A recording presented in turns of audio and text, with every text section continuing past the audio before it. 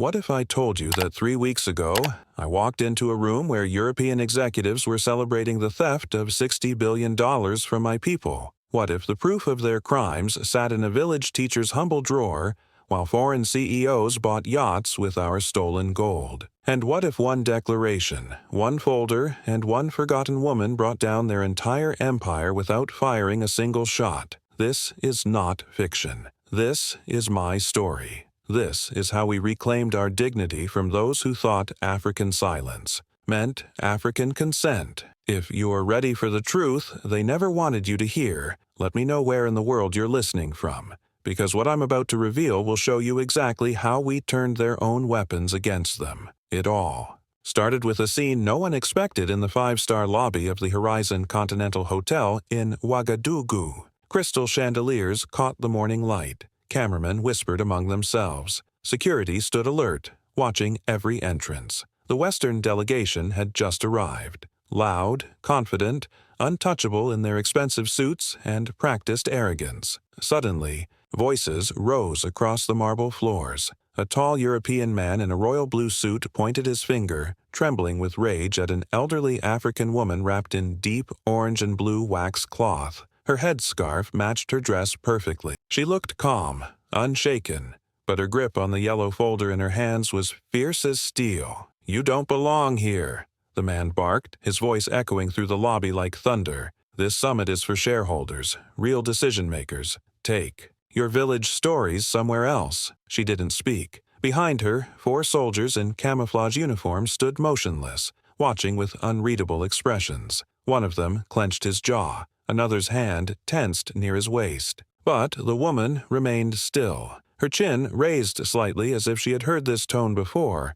and had long since outgrown its power to intimidate. Then a single sentence cut through the air like a blade drawn in silence. "That woman holds more power than you ever will." The room froze. Heads turned. Eyes widened. Conversations died mid-sentence. I stepped forward wearing my red beret, moving calmly like a storm about to break. No entourage, no microphone, no theatrical gestures, just presence that commanded attention without demanding it. The European CEO turned to face me, his confidence cracking for the first time since he'd entered our country. "This is a private negotiation," the man stammered, his voice losing its earlier authority. "You weren't invited to this session." I didn't flinch. My voice was steady, calm, final. "This is my country. Every stolen coin, every drop of gold pulled from our land under your fraudulent contracts ends today." I nodded to the woman. She held up the folder, yellow, simple,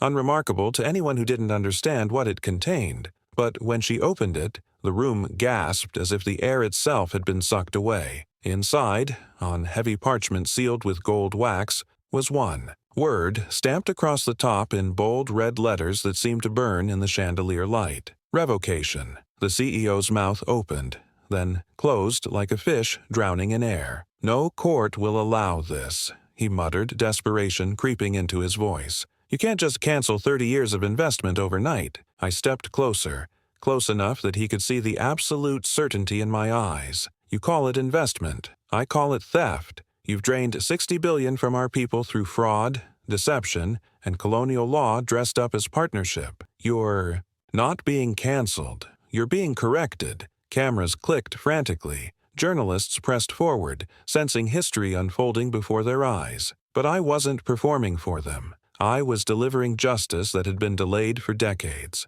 The elderly woman, still silent, still powerful, passed the folder to the nearest soldier. He received it with a salute that carried the weight of national honor, then turned and walked toward the waiting press corps. Across the room, a different energy took hold. Unease, realization, panic barely contained behind expensive suits. The other executives began to murmur among themselves. Phones buzzed with urgent calls to distant capitals. Security teams whispered into hidden microphones. They had come to reaffirm their control over our resources, our people, our future. But now they watched it slipping through their fingers like gold dust scattered by desert wind. The CEO tried one final, desperate defense. "This will destroy investor confidence. Your economy depends on us." I looked at him, Not with anger, but with the quiet resolve of a man who had finally seen through their lies. "No," I said, my voice carrying across the silent lobby. "Your economy depends on us, but we are no longer for sale." With that, I turned away. The soldiers followed. The woman followed. As we walked toward the elevator, silence filled the lobby like morning fog. A single voice whispered from a corner, barely audible but heard by everyone. Did he just take everything back? The answer was yes, but what no one knew yet was how long. I had been preparing for this moment, and how a simple village teacher had made it all possible. This was not the beginning of a negotiation. It was the end of an era, and the real fight had only just begun. The village of Sapane breathed red dust and soft silence that morning. Aisha Dembe knelt in her garden behind the schoolhouse, her weathered hands guiding a group of children as they pressed cassava stems into the rich earth. Her palms were calloused from 40 years of teaching arithmetic and reading to village children, but the land had always taught her more than any textbook ever could. When one bright-eyed boy asked why they planted with spaces between each stem, she answered without looking up from her work, because everything, even roots, needs room to grow. As they worked in comfortable silence, a motorbike hummed in the distance, growing louder as it approached. A boy at the edge of the field called out, "Madame Aisha, someone from the city is coming." She dusted off her palms, shaded her eyes against the morning sun, and turned toward the sound. The rider wasn't from the city. He was from the Ministry of Mines, or at least he used to be. Aisha recognized the uniform the young man wore immediately. Her brother's old jacket, the same brown patchwork fabric, faded on the shoulders from years of honest work. Her heart jumped once, then fell heavy as stone. The man stepped off his bike and held out a sealed envelope, his eyes respectful but sad. "I was told to bring this to you," he said quietly. "Your brother asked me to deliver it before he passed." She didn't speak. Her fingers closed around the envelope like it might slip away and disappear forever.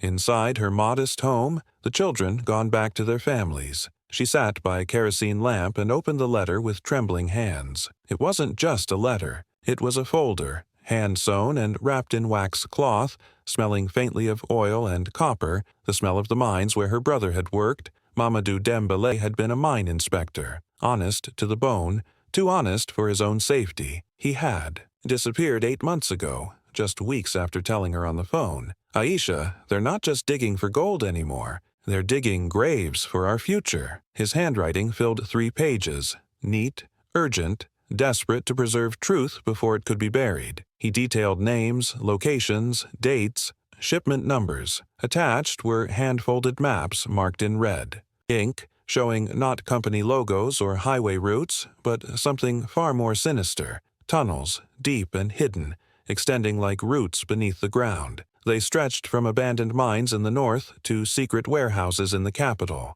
Some tunnels crossed international borders. Next to one crucial note, he had written in careful script, "Offshore accounts linked to this shipment traced to Luxembourg and British Virgin Islands." Her hands trembled as she read. The papers felt heavier than gold itself. On the final page, Mamadou had written words that would change the course of a nation. "If I disappear, you'll know why, and you'll know who to trust. Give this to the man in the red beret, the one who listens when others shout." She knew exactly who he meant. There was only one man in Burkina Faso who wore the red beret and made powerful men nervous just by standing still. President Ibrahim Traoré. She stared at the maps again, seeing patterns now instead of random lines. The greed was mathematical, clean, methodical, hidden behind charts and legal jargon that few would ever read or understand. But the outcome was devastatingly clear. Generations of wealth siphoned out of the ground, out of the country, out of the hands of the people who had died digging for it. She stood up slowly, folding the papers with the reverence reserved for sacred texts. Outside, the wind rustled through neem trees. A rooster called somewhere in the distance. A child laughed, carefree and innocent. But inside her small home, Aisha was already moving toward a destiny she couldn't yet imagine. The next day, she dressed in her most modest wrap, the one from her late husband's funeral, the one that carried dignity without demanding attention. She placed the folder in a small leather bag, wrapped in another layer of protective cloth. Before leaving, she walked through her school garden one final time. She didn't say goodbye to the plants, just looked at each one as if whispering a silent promise. At the edge of the road, an old taxi sputtered to a stop. The driver didn't ask where she was going. He just nodded and opened the door with the respect due to a village elder on an important journey. Her destination was the capital, but her mission was justice. By sundown, the red earth of Saponay had faded into the distance behind her, and the folder on her lap, resting quietly like any other personal item, now carried the weight of an entire nation's stolen silence. It would not stay silent for long. Rain tapped gently against the windows of the presidential compound as I laid the yellow folder on the long mahogany table. Around me sat 3 of the sharpest minds in Burkina Faso: Captain Oumar Diarra, Judge Aminata Coulibaly, and economic advisor Idriss Nabayogo. Each had received a single phone call the night before. No explanation, just urgency in my voice that told them everything they needed to know. Now the room fell silent as I opened the folder with the care of someone handling a live explosive. I didn't rush. I turned each page like it held the fate of our nation, because it did. These documents, I said quietly, came from a teacher in Saponay. Her brother died getting them to us. Captain Oumar leaned forward, his brow furrowed with concern. His military fatigues were clean but unpolished. He didn't care about formality. He cared about truth. "Is this what we feared?" he asked. I didn't answer immediately. I let the documents speak for themselves. Maps showing secret mining routes, shipping manifests with altered weights, signed agreements that shouldn't exist, names of foreign executives operating in the shadows, bank transfers routed through Luxembourg, Geneva, London, a spider web of financial deception spanning 3 continents. The evidence was overwhelming. Judge Aminata spoke next, her voice soft, but each word hitting like a gavel, striking wood. "These contracts are fraudulent. The signatures were forged, and many of these mining rights expired years ago. They've been operating illegally right under our noses." She picked up one contract and held it to the light, her trained eye catching details others might miss. "Look at this seal. It's not ours. It's a reproduction of a colonial-era approval stamp. Someone went to extraordinary lengths to disguise theft as legal continuity." Idriss adjusted his glasses, staring at the financial charts with the intensity of a man watching his worst fears confirmed. They created dummy companies in tax havens. Profits were never declared in our books. For every ton of gold extracted from our soil, less than 1% made it into national accounts. I stood, folding my arms behind my back, and walked to the window. Outside, in the compound gardens, children of staff members played near the fountain. Their laughter was faint but pure. Their future had been quietly sold while they played innocent games. "They've stolen more than gold," I said at last, my voice carrying the weight of generations. "They stole our dignity. They made us beg for crumbs from our own table." No one interrupted. The truth needed space to breathe. I turned around, my voice rising slightly with controlled fury. And they did it with pens, with papers, with suits and silence. They didn't come with tanks like the old colonizers. They came with contracts. They made us complicit in our own exploitation. Captain Oumar's fist clenched involuntarily. "Let me take a team to the border warehouses. If the export logs match these papers, we can shut them down immediately." Judge Aminata raised a cautionary hand, her legal mind already working through the complexities. "We'll need an unshakable legal foundation. If we move too fast, they'll accuse us of violating international trade laws. They'll turn this into an economic war and paint us as the aggressors." I nodded, understanding the delicate balance we had to maintain. "Then we move fast, but legally, thoroughly, but carefully." I walked back to the table and pointed to one specific document, yellowed with age, official stamps clearly visible.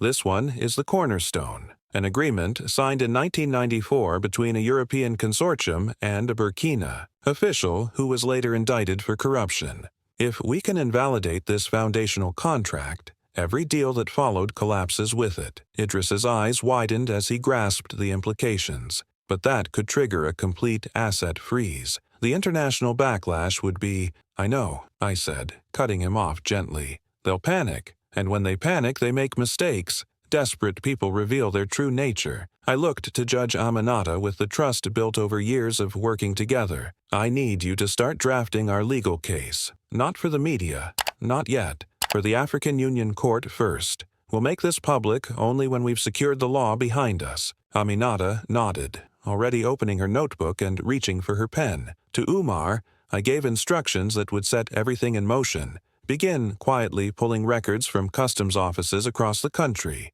We need proof of every smuggling route, every altered manifest, every ounce of gold that crossed our borders without proper declaration. Umar stood with military precision. I'll have names and routes by the end of the week. Finally, I turned to Idris with the most important task of all. And you, I need you to calculate exactly what was stolen from us. Not just gold, but land degradation, health damage from mining toxins, unpaid labor, water contamination, lost educational opportunities. I want a number so large and so documented that it makes them sweat in their Geneva offices. Idris swallowed, hard, understanding the magnitude of what I was asking, then nodded with determination. I'll start tonight and work until it's finished. I paused, letting my eyes meet each of theirs in turn. This is not revenge, I said with quiet intensity. This is repair. For every elder who died in poverty while sitting on gold.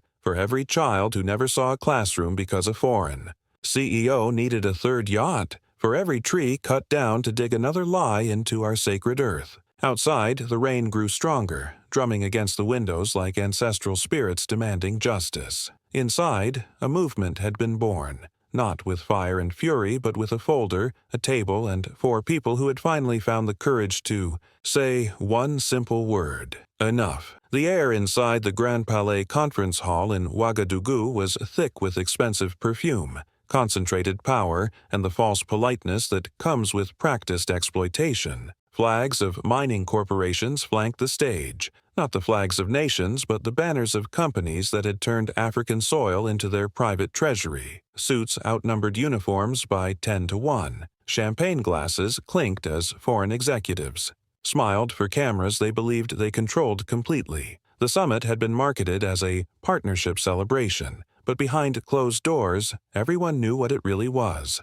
A victory lap for those who had profited from our land without ever touching our pain. At 10:00 a.m. sharp, the keynote speaker took the stage with practiced confidence. Lucien Marot, CEO of Veritas Extraction, adjusted his silk tie and stepped to the microphone. With a polished grin that had charmed investors on 3 continents, he opened with a joke about African punctuality. The crowd of foreigners laughed politely, sharing the casual racism that binds exploiters together. Then came the sound that silenced the room like thunder breaking through clear sky. The double doors opened, not slowly, not with ceremony, but with undeniable presence. I walked in, Aisha Dembe at my side, 4 soldiers walking quietly behind us. No red carpet, no security announcement, no invitation, just me, representing the land's voice, and the land had finally arrived to speak for itself. The room stiffened as if electricity had suddenly charged the air. Executives exchanged nervous glances. Journalists stopped writing mid-sentence, sensing that their prepared stories were about to become irrelevant. Lucien stepped back from the podium, maintaining his smile but unable to hide his surprise. "President Traoré," he said with forced cheer, "we didn't expect your attendance today." I approached the stage without pausing, my footsteps echoing in the sudden silence. I wasn't invited. That's exactly the point. Whispers rippled through the audience like wind through tall grass. I stopped center stage and turned to Aisha. With dignity that commanded respect, she handed me the yellow folder. Calmly, deliberately, I opened it, removed one document, and raised it for the crowd to see. "This," I said clearly, my voice carrying to every corner of the hall, "is a contract signed with my country 30 years ago." The room held its breath. According to this paper, a foreign corporation was granted full access to our national gold, reserves for less than 2% royalty, in perpetuity, with no expiration date. Silence so complete you could hear hearts beating.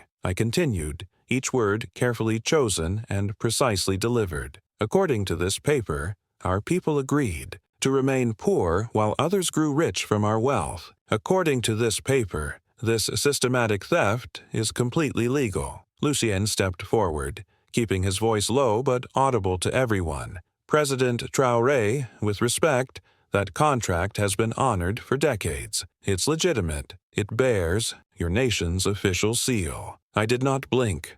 My voice carried the calm authority of absolute certainty. It bears a reproduction of our seal, a forgery. And the signature on this document belongs to a man who was convicted of embezzlement before the ink dried on this fraudulent agreement. Gasps echoed through the hall. Journalists raised their cameras instinctively. Others leaned forward, sensing the story of their careers unfolding. Lucien's voice cracked slightly as his composure began to slip. Your government signed it. Your ministers upheld it for 3 decades. My response was swift and final. I did not. You forged it. Your companies buried the truth beneath layers of shell corporations and diplomatic favors purchased with our stolen gold. But my people are. Not blind. Not anymore. Aisha stood perfectly still beside me, her eyes sharp as polished stone. She didn't need to speak. Her presence was enough, a living reminder that truth travels with the quiet ones,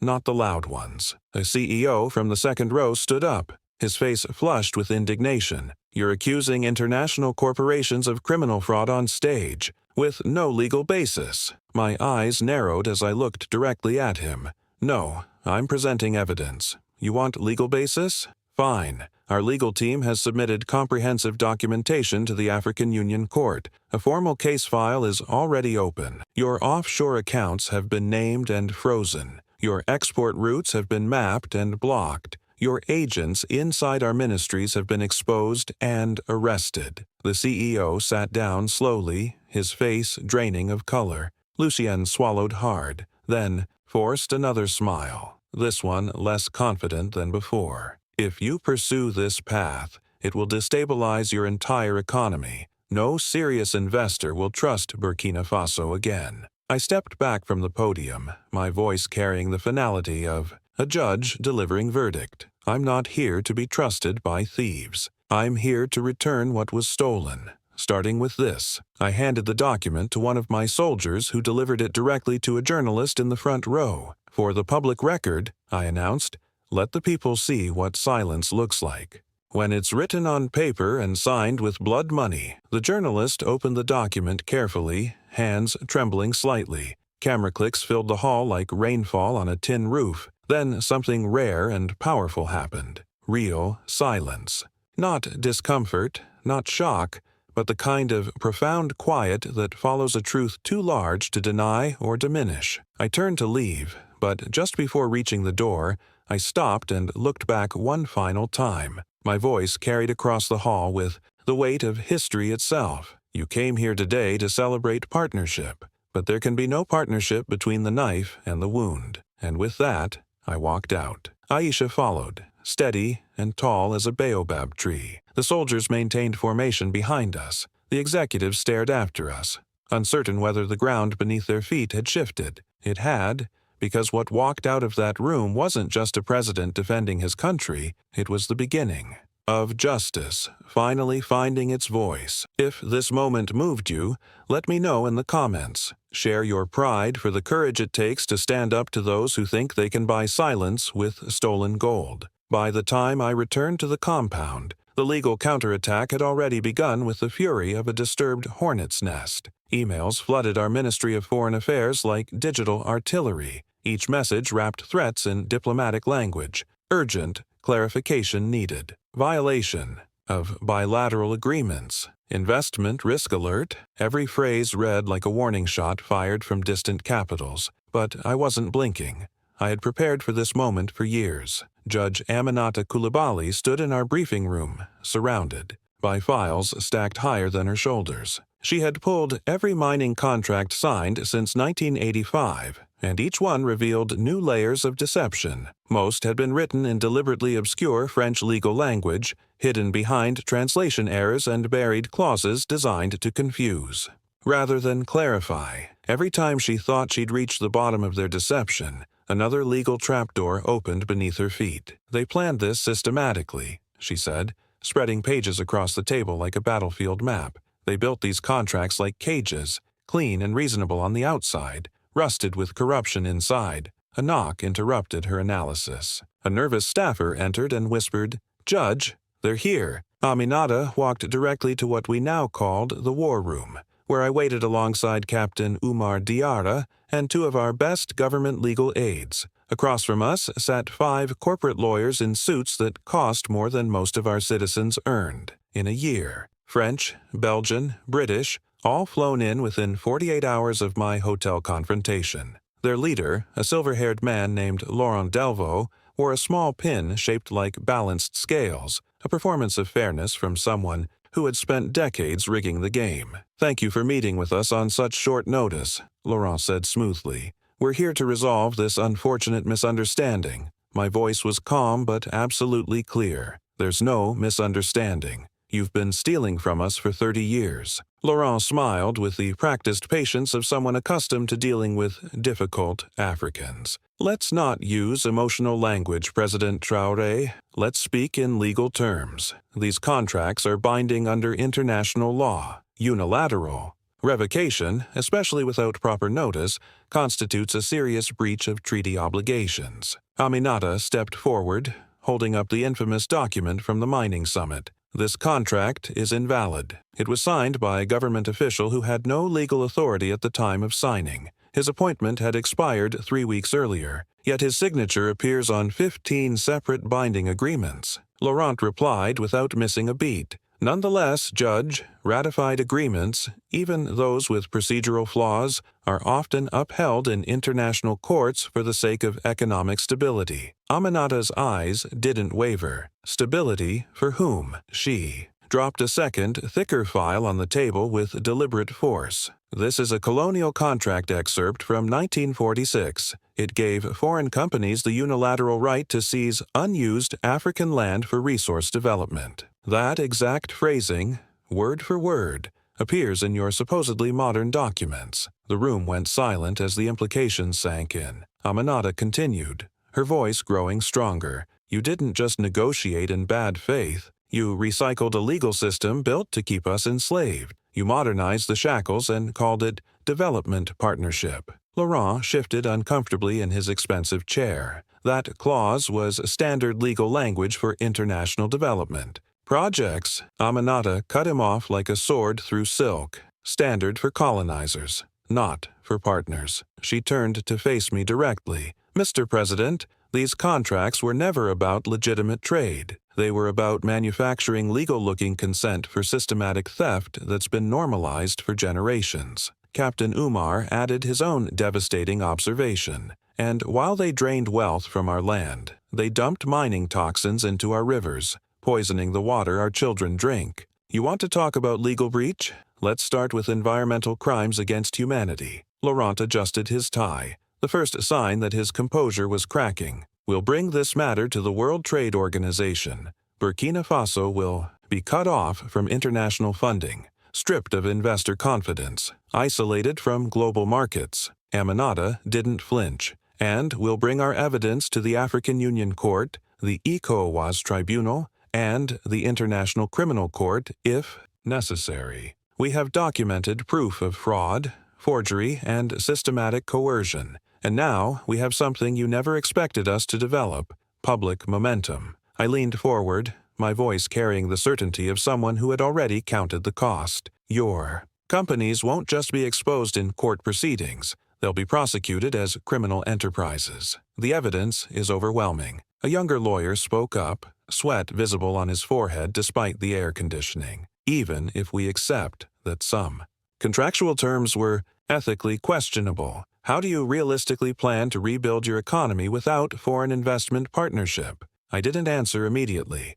I looked around the table, not at the expensive suits, but at my own team. Judge Aminata with her unwavering moral clarity, Captain Umar with his soldiers' dedication to truth, legal aides who had worked through nights to build our case. Then I spoke with quiet conviction. "We'll rebuild our economy the same way we built our dignity, piece by piece with our own hands, but without compromise." Aminata placed her hand on the folder containing 30 years of documented theft. You enslaved us with paper and legal jargon, she said, her voice dropping to a whisper that somehow commanded more attention than shouting. But we're turning that paper into evidence that will burn down your entire system of exploitation. She stood up, signaling the end of our meeting. You have 72 hours. Withdraw from our mining operations, prepare for comprehensive audits, and pray that our people's court shows more mercy than our legal system will. The lawyers stood, their faces tight with barely controlled panic.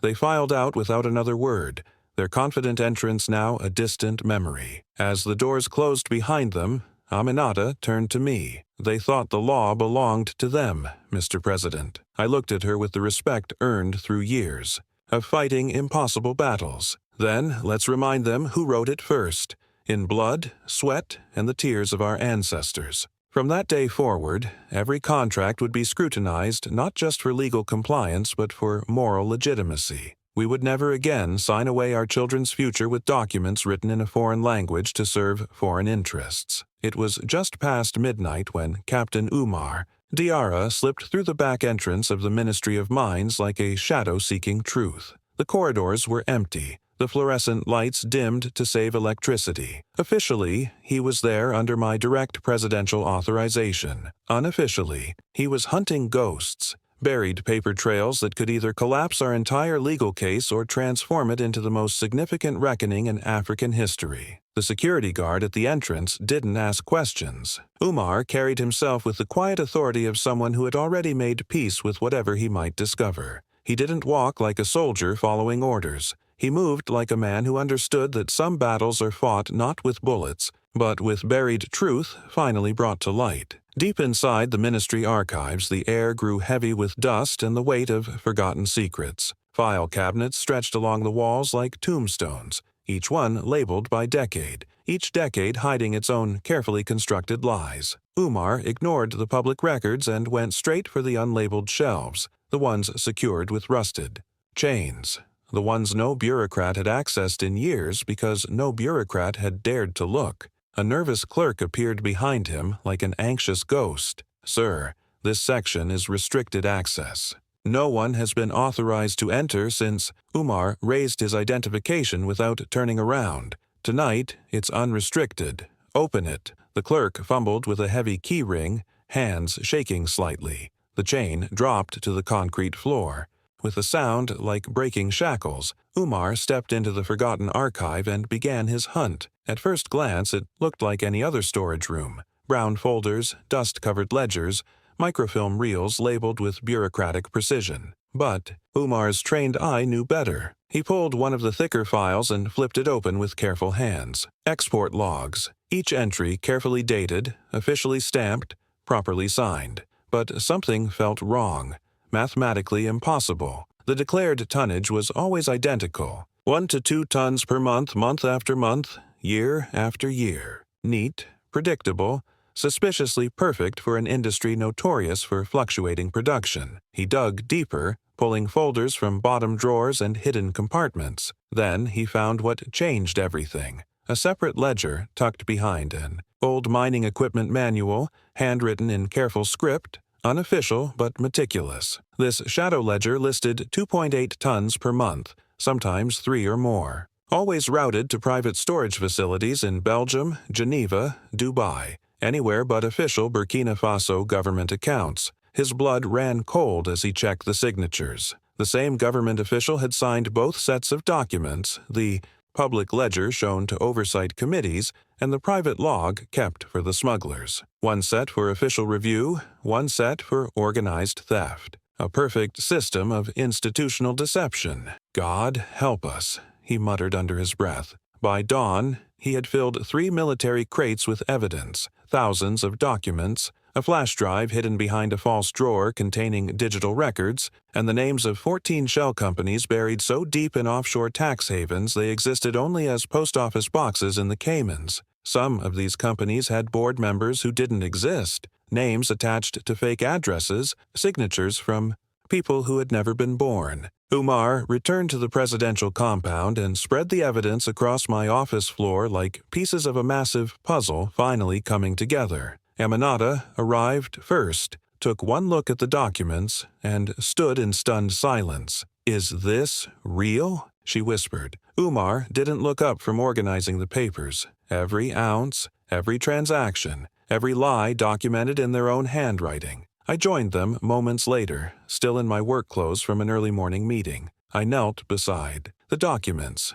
scanning page after page of systematic deception. One chart showed gold leaving Burkina Faso in unregistered shipments 5 times larger than anything ever declared in official government records. Idris Nabayogo arrived breathless, summoned by an urgent phone call. "Captain, this isn't just fraud. This isn't just theft. This is economic warfare on a scale we never imagined possible." Umar finally looked up from his work, his voice low but sharp as a blade. "We don't need to guess any more about the scope of their operations. We have proof. The numbers, the offshore companies, the smuggling routes, the customs documents with systematically altered weights and classifications." He gestured to a stack of shipping invoices, each one a piece in a vast criminal conspiracy. "They've been bleeding our nation dry for decades while filing duplicate reports to cover their tracks." Aminata's hands shook slightly as she read through invoice after invoice.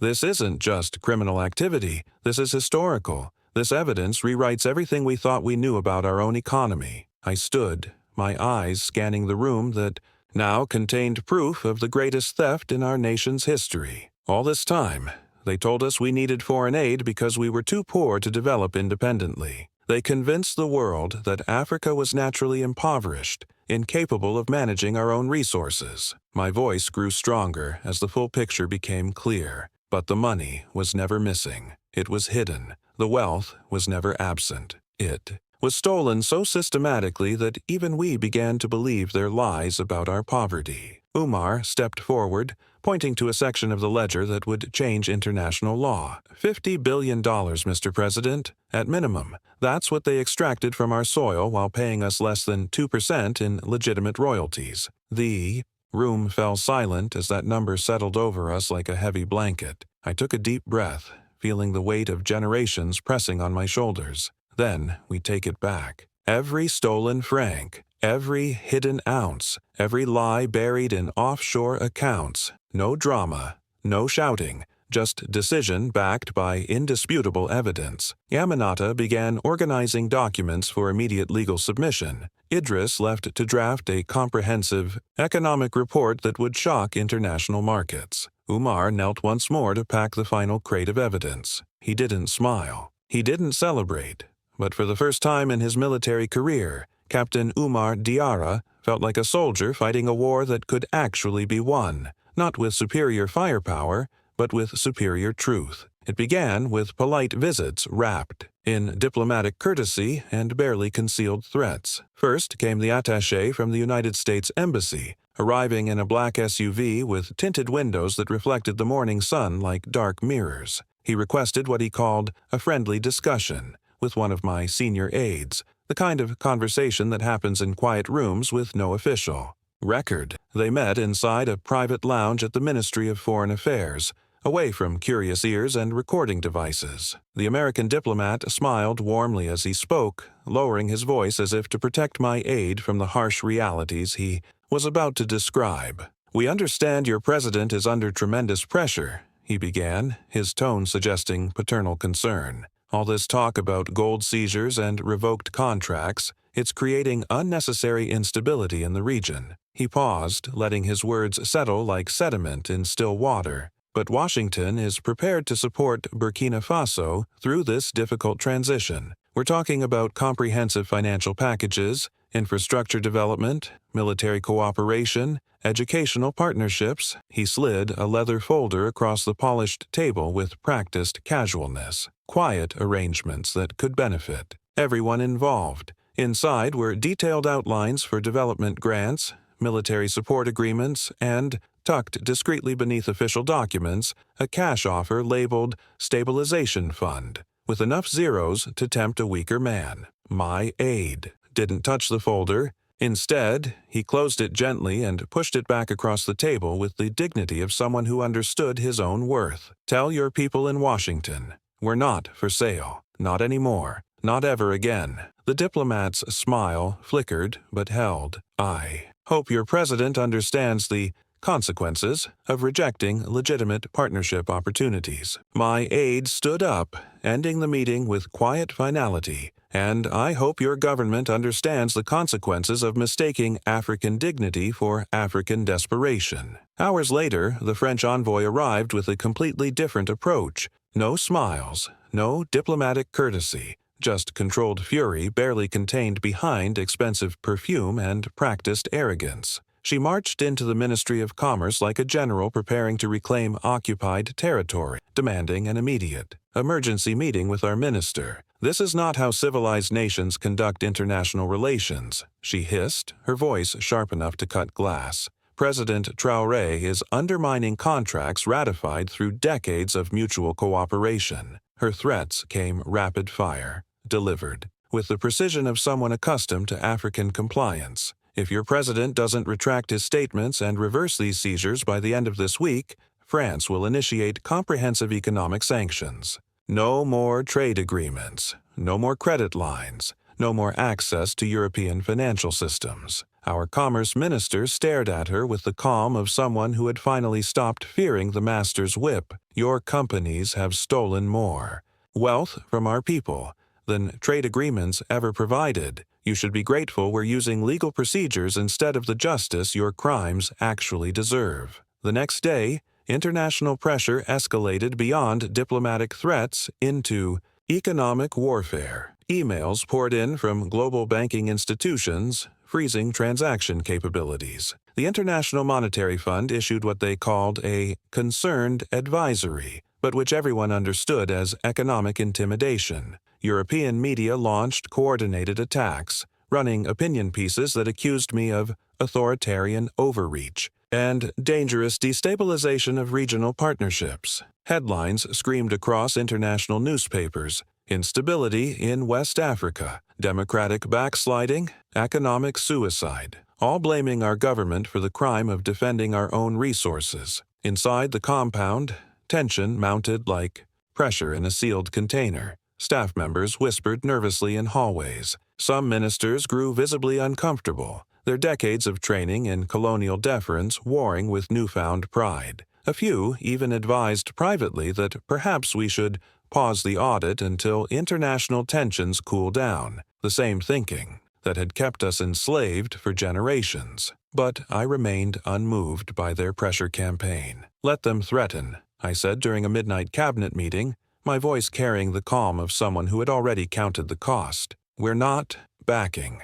down. Not when we're this close to justice. Still, the economic suffocation was real and immediate. Fuel shipments faced mysterious delays. Import approvals stalled in bureaucratic limbo. A sense of deliberate strangulation began to settle over parts of the capital like fog, but in the countryside, a completely different message was spreading. Through villages and farming communities, Aisha Dembele had returned to Saponay to speak directly with her people. Word of my confrontation with foreign companies had reached them through radio broadcasts and traveling merchants. Some villagers were genuinely afraid. Would there be food shortages? Would they face punishment for supporting our resistance to international pressure? She stood beneath the ancient neem tree in the village square, looking out at faces she had known for decades, farmers whose hands bore the scars of honest work, teachers whose dedication had never been rewarded with adequate pay, elderly women whose feet were cracked from walking miles for clean water,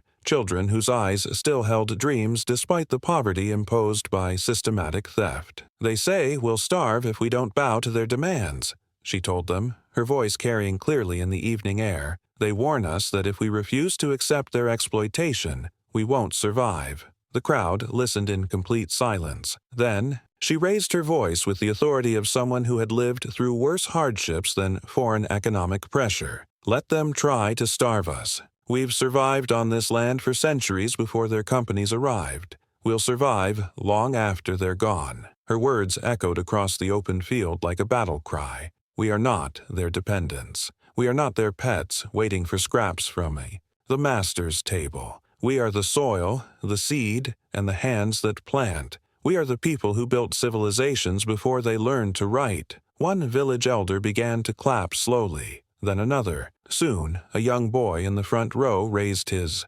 small fist, and shouted the traditional cry of resistance. Forward! The chant spread through the crowd like wildfire. Forward! Forward! Forward! No microphones needed, no prepared speeches, just collective resolve born from generations of enduring worse than economic sanctions. Back in the capital, a handwritten note was delivered to my office. It had traveled by motorcycle from Saponay, written by Aisha herself. Mr. President, the villages stand with you. We'll eat roots before we'll eat shame. I folded the letter carefully and placed it on my desk beside the growing stack of international threats and diplomatic ultimatums. Judge Aminata entered my office and found me staring out the window at the evening sky. Do we issue a public response to their pressure campaign? I turned to face her, my decision already made. Yes, but not with words, with action. I walked directly to our national press office and made a simple announcement that would be broadcast across the continent. Burkina Faso is not anti-Western.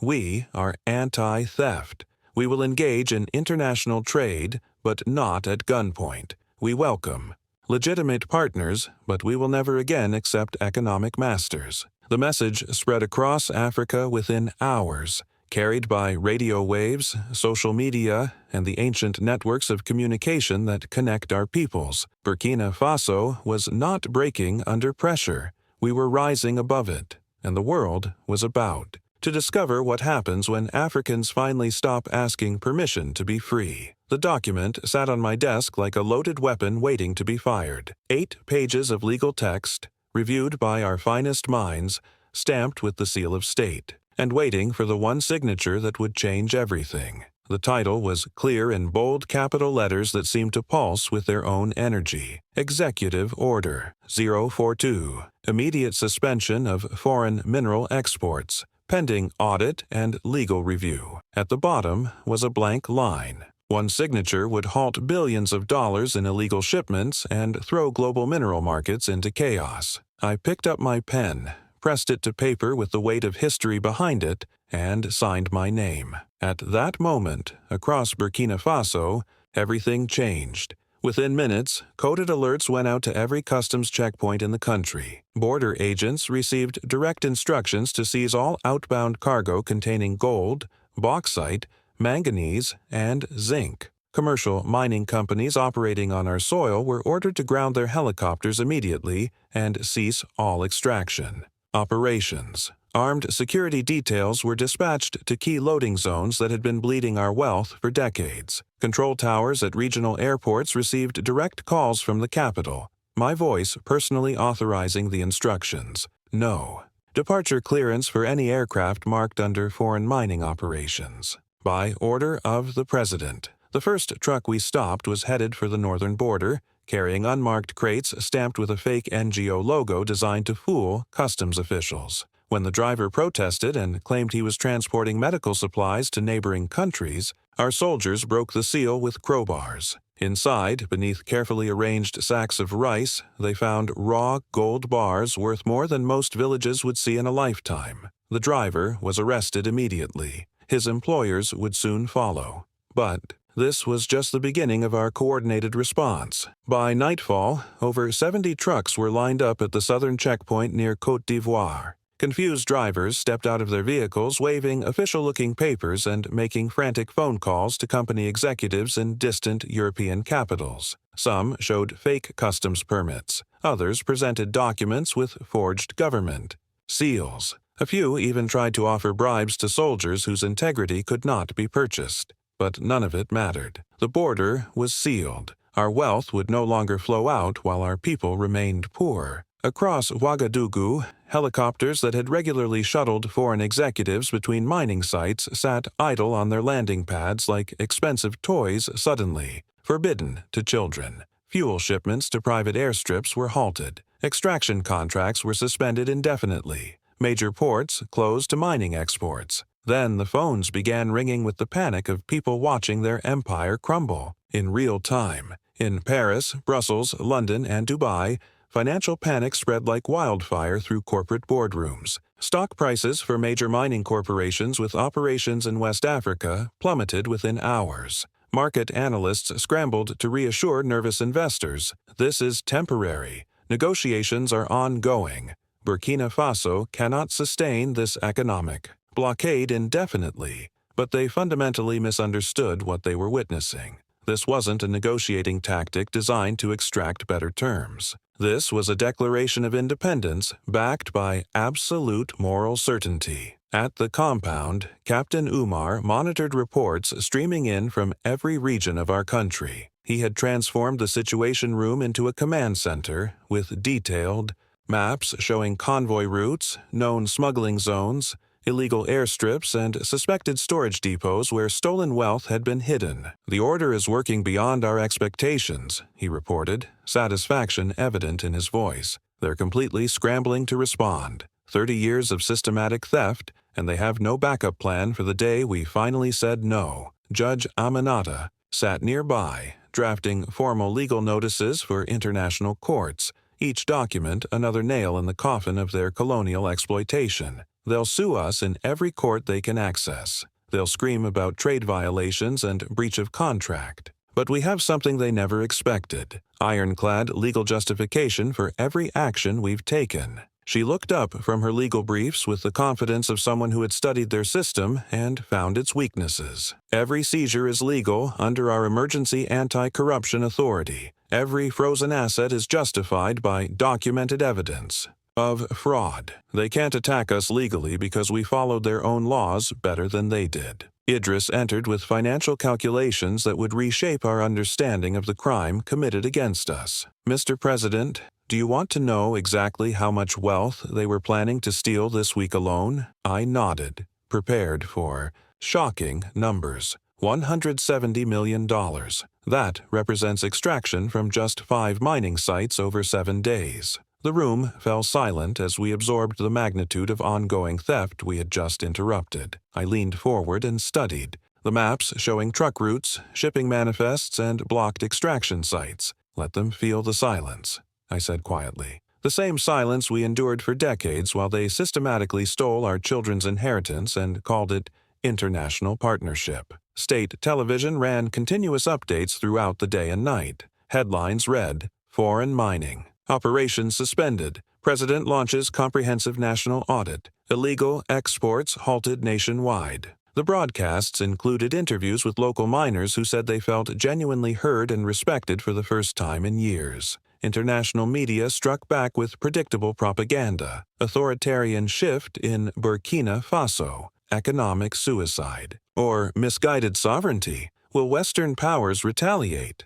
But inside our country, something profound was shifting in ways that couldn't be measured by economic indicators. People began organizing community food drives for rural areas that might be affected by trade disruptions. Teachers used classroom discussions to explain the export freeze to children in terms they could understand. Local musicians composed and performed songs celebrating the president who blocked the gold thieves. Village elders gathered in town squares to share memories of the last time their land had been truly free. In Sapane, Aisha stood before another village assembly and declared with quiet pride, "They can take their helicopters back to where they came from, but they cannot take our harvest, our dignity, or our future." The country wasn't collapsing under international pressure. It was awakening to its own power. At the United Nations headquarters in New York, stunned diplomats received urgent requests from multiple governments to mediate the crisis.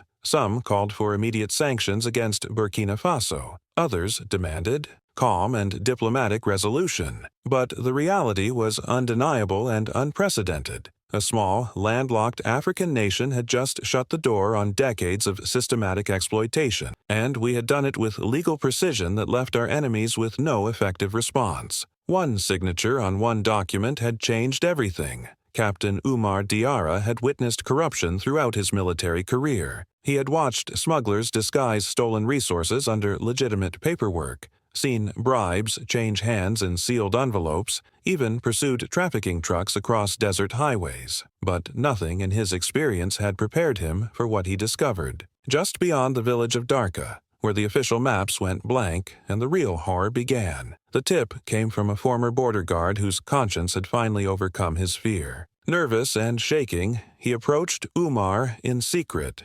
"Captain, they're not just stealing gold. They're stealing children. They claim it's for education and better opportunities, but it's a lie wrapped in charity." Umar didn't wait for official authorization or bureaucratic approval. He assembled a small team of trusted soldiers, dressed them in civilian clothes, and followed the narrow dirt road that led through scrubland toward something no government inspection had ever documented. At first, everything appeared normal. Patches of struggling farmland, quiet family compounds, nothing that would attract international attention. But 5 kilometers from the main road, as the path turned from packed earth to loose rocks, then to something barely wide enough for a single vehicle, Umar spotted what changed everything. From his position on a low ridge, he could see it clearly, a walled compound with a faded sign painted in French and English. Centre pour la protection des enfants, Center for the Protection of Children. It claimed to be a shelter registered under a European charity organization. The documentation was spotless.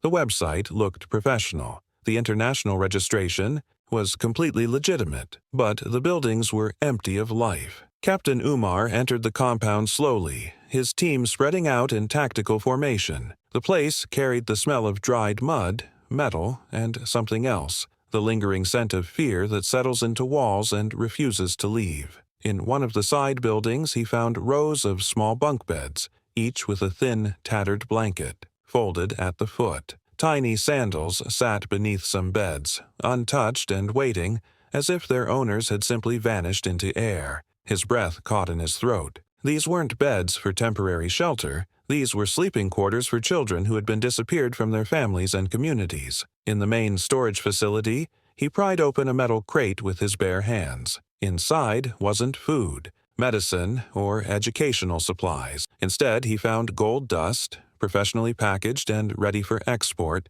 labeled with shipping codes that would bypass every customs inspection. This wasn't a center for protecting children. It was a cover for trafficking them, using their forced labor in illegal mining operations while maintaining the humanitarian facade that would prevent international scrutiny. The system was diabolically simple. Claim to rescue orphaned children, then use them as invisible workers in off-the-books extraction sites. No wages, no records, no witnesses, no paper trail connecting their disappearance to the wealth they died creating. One of his soldiers called out from behind the compound, "Captain, you need to see this immediately." They led him to a partially collapsed shed hidden by overgrown vegetation. There, scattered in the red dirt, were the remnants of interrupted childhoods. Broken toys, a deflated soccer ball, a school notebook with crayon drawings still visible. On pages stained by rain. Next to these heartbreaking artifacts lay a handwritten list, first names only, ages ranging from 6 to 8 years old.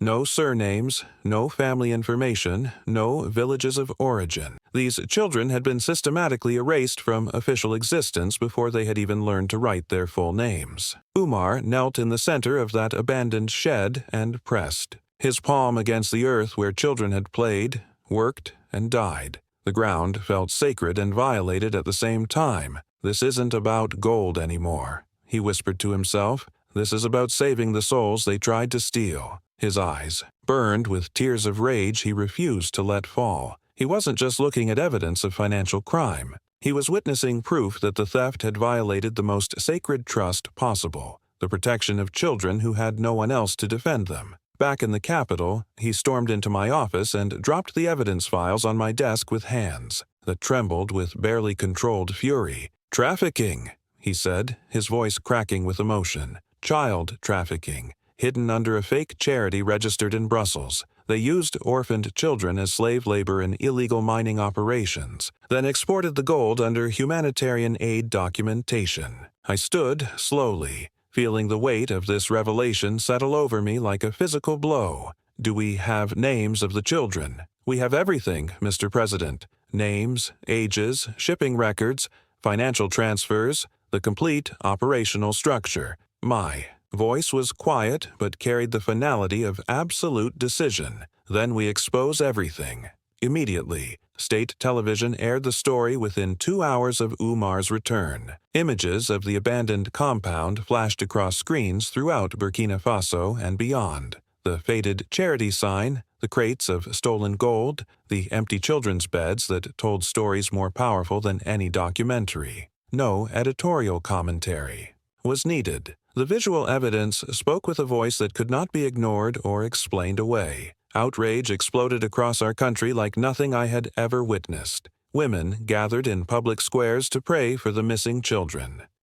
Men volunteered to stand guard at border checkpoints without being asked. Teachers in schools across the nation canceled regular classes to hold honest discussions about the exploitation of children who looked just like their own students. Even the most skeptical government ministers, those who had initially questioned whether our confrontation with foreign companies was worth the international pressure, now spoke with one unified voice. They crossed a line that can never be forgiven. At the United Nations, African delegates demanded an immediate international investigation into child trafficking connected to mining operations. But I had already moved beyond seeking permission from international bodies. Within 72 hours, I revoked the operating license of every foreign charity in Burkina Faso that couldn't pass comprehensive background verification. I ordered unannounced inspections at all mining sites, looking specifically for evidence of child labor or trafficking operations. Most importantly, I established a new investigative department under Judge Aminata's direct supervision, focused exclusively on prosecuting crimes against minors and children. Linked to extraction zones, Captain Oumar returned to Darka with medical teams, social workers, and psychologists. In the fields surrounding the abandoned compound, they found 3 surviving children who had been hiding in fear since the facility's sudden closure. One boy, barely 8 years old, clutched a small bag of stones and whispered through tears, "I thought if I found enough gold, they would bring my sister back to me." Oumar lifted the child gently and carried him to safety, understanding that this moment represented everything we were fighting for. This was no longer just a battle for economic justice or national sovereignty. This had become a war for the souls of our children and the moral foundation of our nation, and we were not going to lose. The jet touched down in Geneva just as the sun painted the Swiss Alps in shades of gold and pink. The air was crisp and clean. The city moved with the quiet precision of wealth that prefers not to be questioned, and the banking district hummed with the discreet transactions that have shaped global power for centuries. Isha Dembele stepped off the aircraft, a traditional shawl wrapped around her shoulders, her eyes carrying the same sharp determination that had carried her from Saponay to the presidential palace. She wasn't there for tourism or cultural exchange. She was there to finish what her brother Mamadou had started with his life, to follow the stolen gold all the way to its final resting place in Swiss vaults. Accompanying her were Judge Aminata Coulibaly and 2 senior legal officers from our presidential task force. They carried briefcases filled with court orders, sealed affidavits, and documentary evidence that had taken months to compile, but it was Aisha who carried the moral weight that would make their mission possible. They were met at the airport by a representative from the Swiss Financial Conduct Authority, a polite, professional man who was clearly nervous about this unprecedented situation. No African delegation had ever arrived in Geneva with this level of legal preparation. No village teacher had ever walked into one of their most secure financial institutions demanding accountability rather than requesting assistance. The Swiss official led them through the financial district to a private banking facility whose nameplate read simply, Delors Suisse, a fortress of marble and mirrors designed to inspire confidence in its absolute discretion. Inside, past electronic keypads, biometric scanners, and triple-locked steel doors, lay a conference room that had witnessed the movement of more wealth than most nations would see in a lifetime. A woman was already waiting when they entered. She stood as they approached, tall, elegant, expensively dressed in the understated way that signals real power. Her nameplate identified her as Fatou Doumbia, listed officially as Lucien Marot's senior financial compliance officer. In reality, she was the architect of his empire's invisibility. For 30 years, she had built the networks of shell companies, offshore accounts, and legal labyrinths that had hidden stolen African wealth in plain sight. She had protected their money with the same skill that others might use to protect state secrets, and now she was about to make the most important choice of her life. Aisha looked at her without speaking at first, just looked, with the patient gaze of someone who had learned to read souls through decades of teaching children. Fatou Doumbia didn't flinch, but something flickered behind her professional composure. She gestured for everyone to sit around the polished conference table. Judge Aminata opened our legal case with methodical precision. We have documented confirmation of illegal resource exports from Burkina Faso, totaling approximately $50 billion over 3 decades. We have shipping manifests, tax evasion evidence, and proof of fraudulent charitable operations used as money laundering fronts. She spread documents across the table like cards in a game where truth was the only winning hand, but without complete financial records showing the final destination of these funds. Our legal case remains incomplete. Fatou remained silent, her expression unreadable. Aminata pressed forward with increasing intensity. We know the stolen wealth was processed through Swiss banking facilities. We have identified the names of shell companies involved. We possess shipping records that connect directly to accounts managed by this institution. Still no response from the woman who held the keys to 30 years of hidden wealth. Then Aisha leaned forward and spoke with the quiet authority of someone who had lived long enough to understand what really matters. You were born in Koudougou. Your father sold peanuts at the train station to pay for your education. My brother knew your family. Fatou's carefully controlled expression shifted, almost imperceptibly. Aisha continued, her voice soft but carrying the weight of shared history. You attended university in Bobo Dioulasso, top of your graduating class, brilliant mind, dedicated. Student, you left Burkina Faso because European companies offered you opportunities our own country couldn't provide. Fatou's lips parted slightly, but no words came. They made you wealthy, Aisha said, her voice dropping to barely above a whisper. But what did it cost you to help them steal from the children who reminded you of yourself? A long silence settled over the conference room, like morning mist over a village square. Then Fatou reached into her briefcase with hands that trembled almost imperceptibly. She withdrew a silver flash drive and placed it gently on the table, sliding it toward Judge Aminata with the care of someone handling something sacred. No passwords, she said, her voice barely audible. No encryption, no hidden files. Everything is there. 30 years of financial transfers, complete offshore account records, backup copies of contracts you were never meant to see, internal communications between corporate executives. She paused, her professional mask, finally, slipping away. You'll find evidence of the gold exports, yes, but you'll also find records of the blood that paid for them,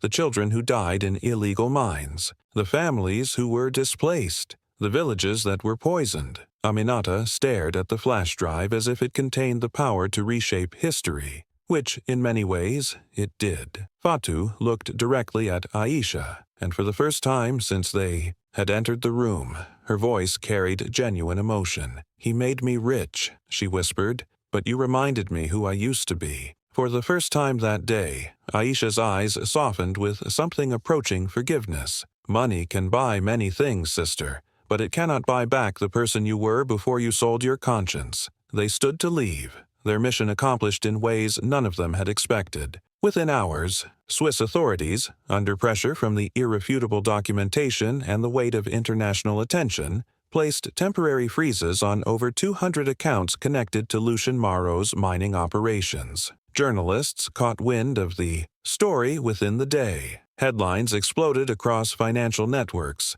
Whistleblower exposes $50 billion gold laundering operation. Swiss banking scandal rocks African mining industry. Burkina Faso launches historic asset recovery initiative. On the flight back to Ouagadougou, Aisha held the flash drive containing 30 years of stolen wealth and systematic exploitation. She didn't speak during the journey, didn't sleep, just stared out the airplane window at clouds that looked like distant mountains. In the seat beside her, Judge Aminata leaned over with excitement that she could barely contain. Aisha, do you understand what we just accomplished? We didn't just recover evidence. We potentially changed the entire trajectory of African economic independence. Aisha didn't look away from the window. Her voice was quiet but carried the satisfaction of someone who had kept a promise to the dead. "No, sister, we didn't change history. We just wrote it down in a language they couldn't ignore." And for the first time in 30 years, the numbers buried in Swiss bank accounts were finally ready to speak for themselves. The African Union emergency session was called at dawn, and by mid-morning, every seat in the vast Addis Ababa chamber was filled with delegates representing 55 member nations. The air vibrated with anticipation rather than routine diplomatic energy. Everyone had heard fragments of the story: the gold seizures, the bank records, the legal battle stretching across 3 continents, but no one was prepared for what would unfold in the next hour. I walked into the hall without the usual diplomatic entourage, without ceremonial guards, without the theatrical elements that typically accompany presidential appearances. I wore a simple dark tunic stitched by village hands rather than tailored in European capitals. When I stepped to the central podium, I didn't arrange papers or adjust microphones. I simply looked across the chamber at faces representing over 1 billion Africans, and they looked back with the attention reserved for moments when history shifts direction. When I spoke, my voice was measured, clear, and carried the weight of undeniable truth. For decades, they called us unstable. They labeled us poor, corrupt, incapable of managing our own resources. They convinced the world that Africa needed permanent guardianship by more civilized nations. I paused, letting those familiar accusations settle over the assembly. So they came to help us, not with chains this time, but with contracts. Not with military occupation, but with briefcases full of legal documents we were told to sign without reading. A murmur rippled through the chamber as delegates recognized their own experiences in my words. They promised infrastructure development, but built tunnels beneath our soil to steal our minerals. They offered educational partnerships, but trafficked our children to work in illegal mines. They spoke of economic cooperation, but designed systems that kept us permanently dependent on their charity. I reached into my folder and withdrew a single document, holding it up for the entire assembly to see. This is a shipping manifest from 2009. It shows 1 ton of gold officially exported from Burkina Faso to European markets. The chamber was silent with focused attention,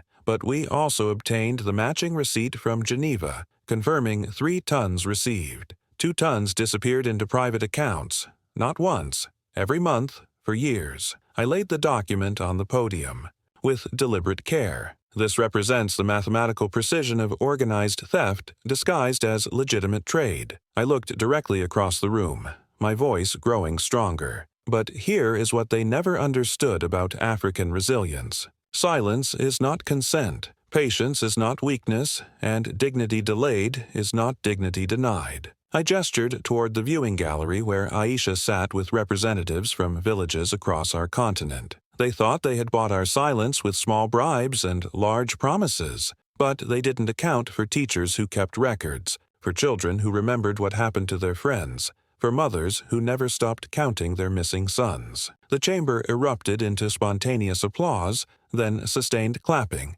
then delegates rising to their feet in recognition of truths they had lived but never heard spoken so clearly. I waited for the applause to settle, then delivered the words that would reshape continental politics. To my brothers and sisters in this chamber, I say they didn't just rob Burkina Faso. They robbed all of us, systematically, scientifically, with the efficiency of people who had perfected colonial extraction, and simply modernized their methods. My voice carried to every corner of the vast hall. They played us against each other, forcing us to compete for scraps of investment while they extracted billions from beneath our feet. They made us grateful for the few jobs they provided, while employing our children as slave labor in operations that violated every human rights standard ever written. I stepped away from the podium, my voice now carrying the authority of someone who had transformed anger into action. This is not just our fight. It is yours, and it is time we stopped apologizing for defending what belongs to our people. The chamber didn't just applaud, it exploded with sound. Delegates pounded their desks, shouted approval in dozens of languages, rose to their feet in waves of recognition and support. The session chair, a distinguished stateswoman from Tanzania, had to strike her gavel repeatedly to restore order, but her own eyes shone with pride as she called for formal motions. One by one, hands shot into the air across the chamber. We demand immediate continental investigation of all foreign mining contracts. We propose Pan-African Resource Audit Initiative. We call for comprehensive restitution, financial, environmental, and criminal. We support Burkina Faso's sovereign right to reclaim stolen wealth. The formal vote was called with unprecedented unity. The resolution passed with overwhelming support, only 2 abstentions, no opposing votes. I didn't raise my hand during the voting. I simply watched as my continental family chose justice over comfort, truth over diplomatic convenience. Judge Aminata, seated in the observer section, whispered to an aide. This wasn't just testimony about past crimes. This was the declaration of African independence from economic colonialism. Outside the building, journalists from across the continent pressed against security barriers, cameras ready, microphones extended, sensing that they were witnessing the kind of moment that reshapes how power works. When I emerged from the session, they called out questions, begged for additional statements, demanded reactions to the historic vote. I paused at the top of the stairs, looked out at the crowd of African journalists who would carry this story to every corner of our continent, and spoke words that would be quoted for generations. Let the world hear our silence breaking. No more begging. No more apologizing for existing on land that contains wealth. No more accepting theft disguised as partnership. Then I walked away, knowing that what had just happened in that chamber was bigger than any individual leader or any single country. For the first time in decades, Africa wasn't just responding to external pressure. We were setting the agenda for how our resources would be controlled, how our people would be treated, and how our future would be written. The age of asking permission to be free was over. 3 days after the African Union resolution sent shockwaves through international financial markets, the threat arrived with the cold precision of a diplomatic ultimatum. It wasn't delivered with fanfare or media attention. Instead, it came in the form of a formal communiqué from Brussels, marked urgent, and bearing the official seal of a powerful European economic bloc representing over 400 million people and trillions in economic leverage. The message was surgical in its clarity. Unless Burkina Faso immediately released all seized mining assets and lifted the export freeze,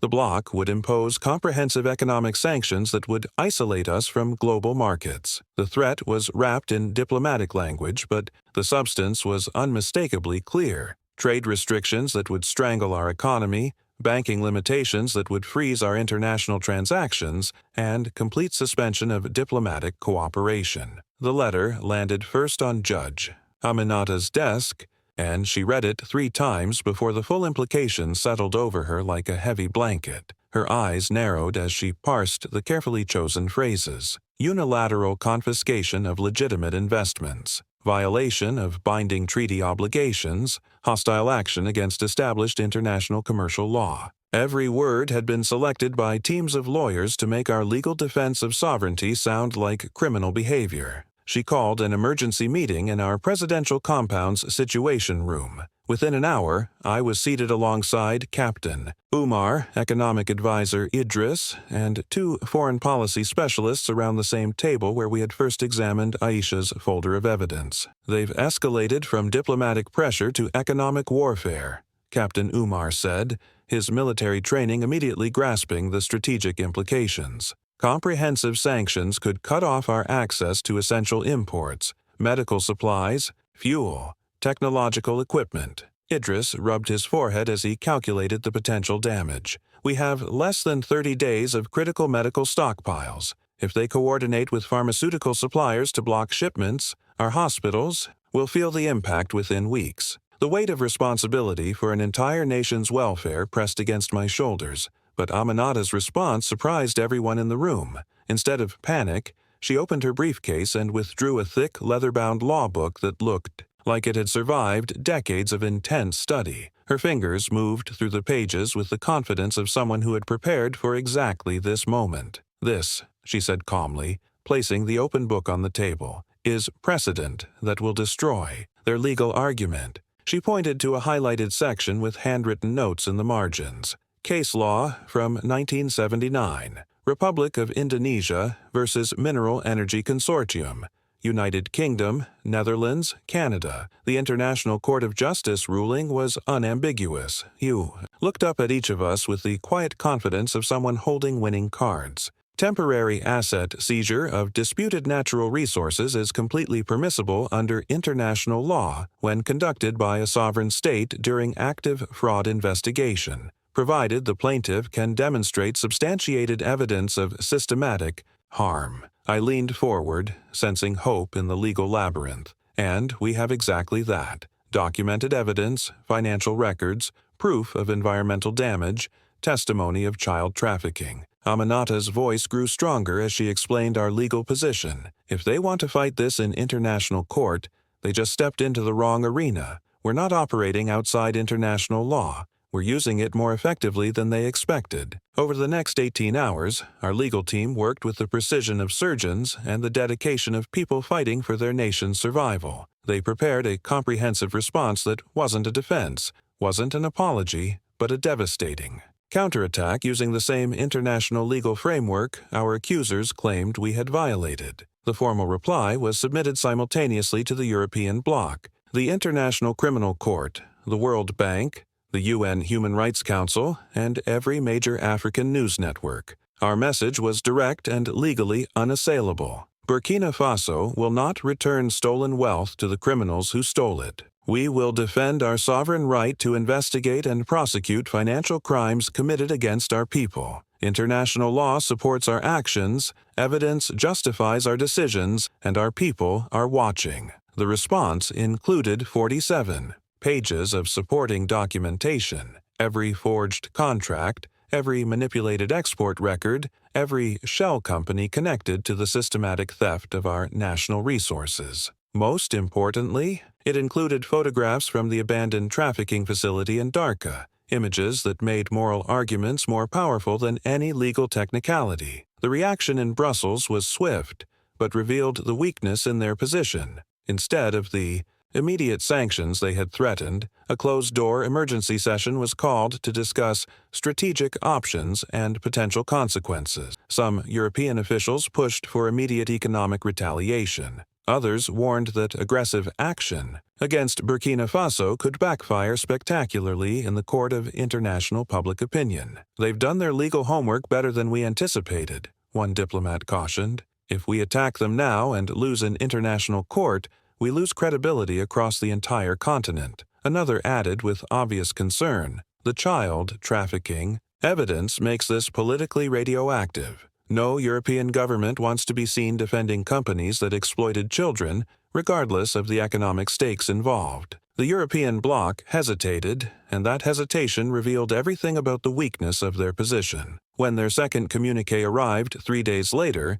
it was notably different, measured, diplomatic, filled with carefully worded phrases about dialogue, mutual understanding, and future cooperation opportunities. The language of threats had been replaced with the vocabulary of negotiation. Judge Aminata smiled as she read their retreat disguised as diplomacy. They're not backing down because they've suddenly developed moral consciousness. They're retreating because they didn't expect us to understand international law better than their own legal teams. That evening, I addressed our nation on state television with words that would be remembered long after the immediate crisis passed. Burkina Faso will not be punished for defending itself. We will not be intimidated into returning wealth that was stolen from our children's future. The era when our sovereignty was considered negotiable has ended permanently. In the streets of Ouagadougou, spontaneous celebrations erupted as news of our legal victory spread. Fireworks lit the evening sky. Students marched through the capital carrying signs that read,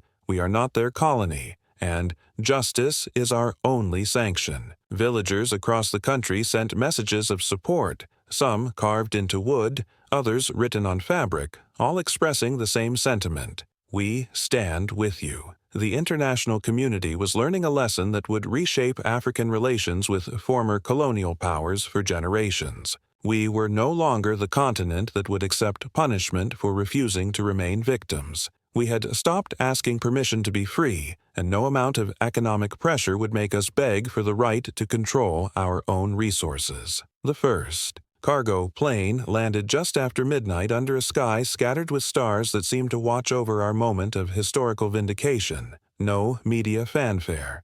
No official ceremonies, only the steady hum of aircraft engines and the soft glow of runway lights at a small airfield outside Ouagadougou. Military trucks lined the tarmac in formation, their headlights turned off. Soldiers standing in respectful silence. They weren't there for display or intimidation. They were witnesses to justice finally taking physical form. From the cargo bay of the first aircraft, steel crates were unloaded with the reverence reserved for sacred objects. Each container was numbered, sealed, and marked with official stamps from Swiss and Emirati banks that had held our stolen wealth for decades. Inside those crates were gold bars, raw, gleaming, heavy with the weight of justice transformed from abstract legal victory into tangible restoration. This wasn't just one plane load of recovered resources. A second aircraft followed within the hour, then a third, then more. Throughout the long night, 12 planes landed in sequence,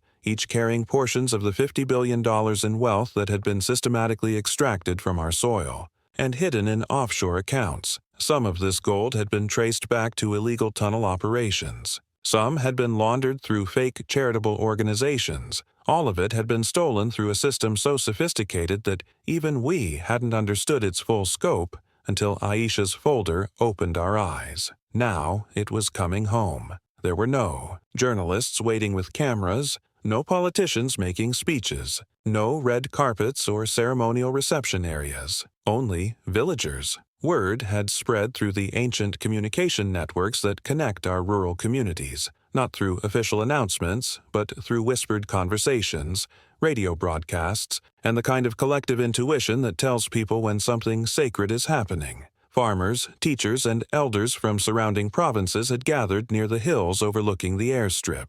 They brought no protest signs, no prepared statements, no agenda except presence. Some sat quietly on the red earth. Others stood wrapped in traditional cloths against the cool night air. Children pointed at the massive aircraft and whispered questions to their grandparents in languages that predated colonial borders. Isha stood among them, her feet bare against the soil her brother had died protecting. She watched each crate being loaded into military trucks with the careful attention of someone who understood exactly what this moment meant. As floodlights illuminated the final container being transferred, she saw gold bars gleaming like captured. Sunlight, and thought not of wealth, but of memory. She remembered her brother Mamadou, who had died exposing the systematic theft. She thought of village boys who had left school to work in illegal mining pits. She remembered every mother who had sold firewood beside dusty roads, while billions in mineral wealth flowed beneath their feet toward foreign bank accounts.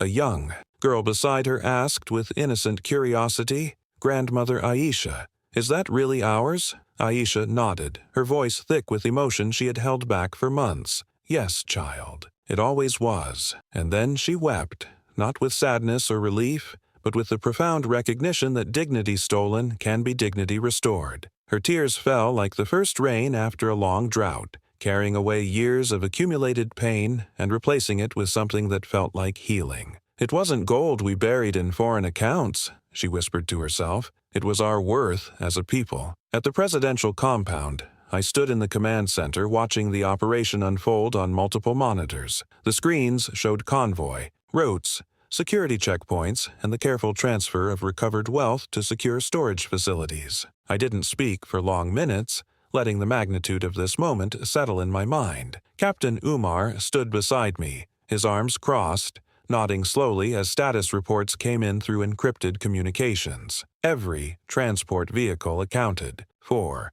every container sealed and verified. No security incidents or interference attempts. Economic advisor Idris stared at financial calculations on his laptop screen, his voice filled with wonder. "Mr. President, with these recovered resources, we can fund 50 new hospitals across the country. We can double teachers' salaries. We can launch a national railway system. We can provide free university education for an entire generation." I looked at him with the weight of history pressing on my shoulders. Then, let's make sure we don't waste this opportunity the way previous. Governments wasted our mineral wealth. Outside the capital, the convoy of military trucks began their journey toward secure storage vaults deep in the countryside, facilities built not by foreign contractors, but by our own engineers using our own resources. The trucks moved slowly, along rural roads, guarded not only by armed soldiers but by citizens who followed on motorcycles and in old vehicles, forming an impromptu honor guard of people who understood they were witnessing the return of their stolen inheritance. The procession stretched for kilometers, headlights creating a river of light flowing through the darkness toward facilities that would be controlled by Africans for Africans. As dawn approached, farmers touched the red earth near their homes and whispered prayers of gratitude. Teachers lit candles beneath mango trees and spoke to the ancestors about justice delayed but not denied. By sunrise, the aircraft had departed, leaving behind empty runways and a nation forever changed. The gold was home, but more importantly, something intangible had been restored. The belief that African resources could serve African development, that systematic theft could be reversed through persistence and courage, that dignity lost could be dignity reclaimed. In villages across Burkina Faso, people woke that morning carrying something they hadn't possessed in generations, not hope, which can be fragile, but knowledge that justice, though delayed, had finally landed on African soil, knowledge that their children's future was no longer mortgaged to foreign shareholders, knowledge that the age of begging for crumbs from their own table was over forever. Lucien Maro arrived at the private aviation terminal of Geneva International Airport in the pre-dawn hours, flanked by 2 nervous assistants and a personal attorney whose expensive retainer had suddenly become insufficient for the magnitude of his client's legal problems. His flight plan had been filed and approved hours earlier. Destination Cayman Islands, where banking secrecy laws and a lack of extradition treaties had provided sanctuary for wealthy criminals for decades. He wore his customary navy suit, hand-tailored in Milan, along with designer sunglasses and a silk scarf arranged with the casual precision that signals inherited wealth and assumed immunity. To airport security personnel conducting routine checks, he appeared calm and composed. Just another international businessman conducting the kind of discreet travel that keeps the global economy functioning smoothly. But beneath his polished exterior, Lucien was unraveling with the desperation of someone watching 30 years of careful empire-building collapse in real time. The previous 72 hours had systematically dismantled everything he had constructed. Swiss banking authorities had frozen over 200 accounts connected to his mining operations. Interpol had issued discreet border alerts flagging him as a person of interest in an international financial crimes investigation. The African Union had filed formal charges at The Hague for economic sabotage, environmental destruction, and child trafficking violations. European media, which had once celebrated him as a successful entrepreneur, now portrayed him as the face of modern colonial exploitation. Most devastating of all, his own board of directors had stopped returning his calls, and shareholders were demanding his immediate resignation to protect their remaining investments. Still, he maintained his belief that wealth could purchase escape from any consequence, until he passed through the final security checkpoint and saw them waiting. 4 plainclothes agents from different law enforcement agencies. One uniformed Swiss officer and a prosecutor holding a leather folder that contained the kind of evidence that ends careers and destroys legacies. They didn't rush toward him or create a dramatic scene. The lead officer simply spoke with the quiet authority of someone executing a carefully planned operation. Lucien Maro, please step aside for additional screening. Lucien's confidence faltered for the first time as his expensive legal training warred with his growing panic. This is harassment. I'm a citizen of the European Union with legitimate business travel. You have no legal authority to detain me. The officer's expression didn't change. Mr. Maro, the charges you face extend across multiple jurisdictions and involve violations of international law. Your citizenship doesn't provide immunity from prosecution for crimes against humanity. The prosecutor opened her folder, revealing documents that carried Lucien's own signature. contracts approving systematic resource theft, authorizations for shell company operations, communications greenlighting mining deals that violated every environmental and human rights standard ever written. The evidence was damning not because it had been fabricated, but because it was authentic. 30 years of criminal decisions documented in his own handwriting. "You're not going to a standard trial, Mr. Marrow," the prosecutor said with clinical precision. "These crimes will be adjudicated by international tribunals with jurisdiction over systematic economic exploitation." He was escorted through a side corridor away from public areas, his lawyer trailing behind while making frantic phone calls to contacts who were no longer available to take his calls. But halfway through the corridor, something unexpected happened. That would haunt him more than any formal legal proceeding. An airport cleaning woman, pushing a maintenance cart, paused her work to watch the procession pass. She recognized his face from television news reports about the Burkina Faso mining scandal. She didn't shout accusations or make dramatic gestures. Instead, she simply shook her head with the profound sadness of someone who understood exactly what his greed had cost ordinary people, and whispered one word that cut deeper than any judge's sentence: shame. That single word followed him down the corridor, echoing in his mind as he was processed through the machinery of international justice. In Ouagadougou, confirmation of Lucien's arrest reached my office just as the morning sun painted the compound walls gold. He received the call in silence, absorbing the news that the man who had orchestrated the theft of $50 billion was now in custody, facing charges that could result in decades of imprisonment. For a long moment, I sat quietly at my desk, staring at the morning light that reminded me of the gold that had finally come home to our people. Captain Umar entered with an official report confirming the arrest details. Interpol has agreed to coordinate prosecution under joint international jurisdiction. He'll be questioned by investigators from multiple African countries whose resources were stolen through his operations.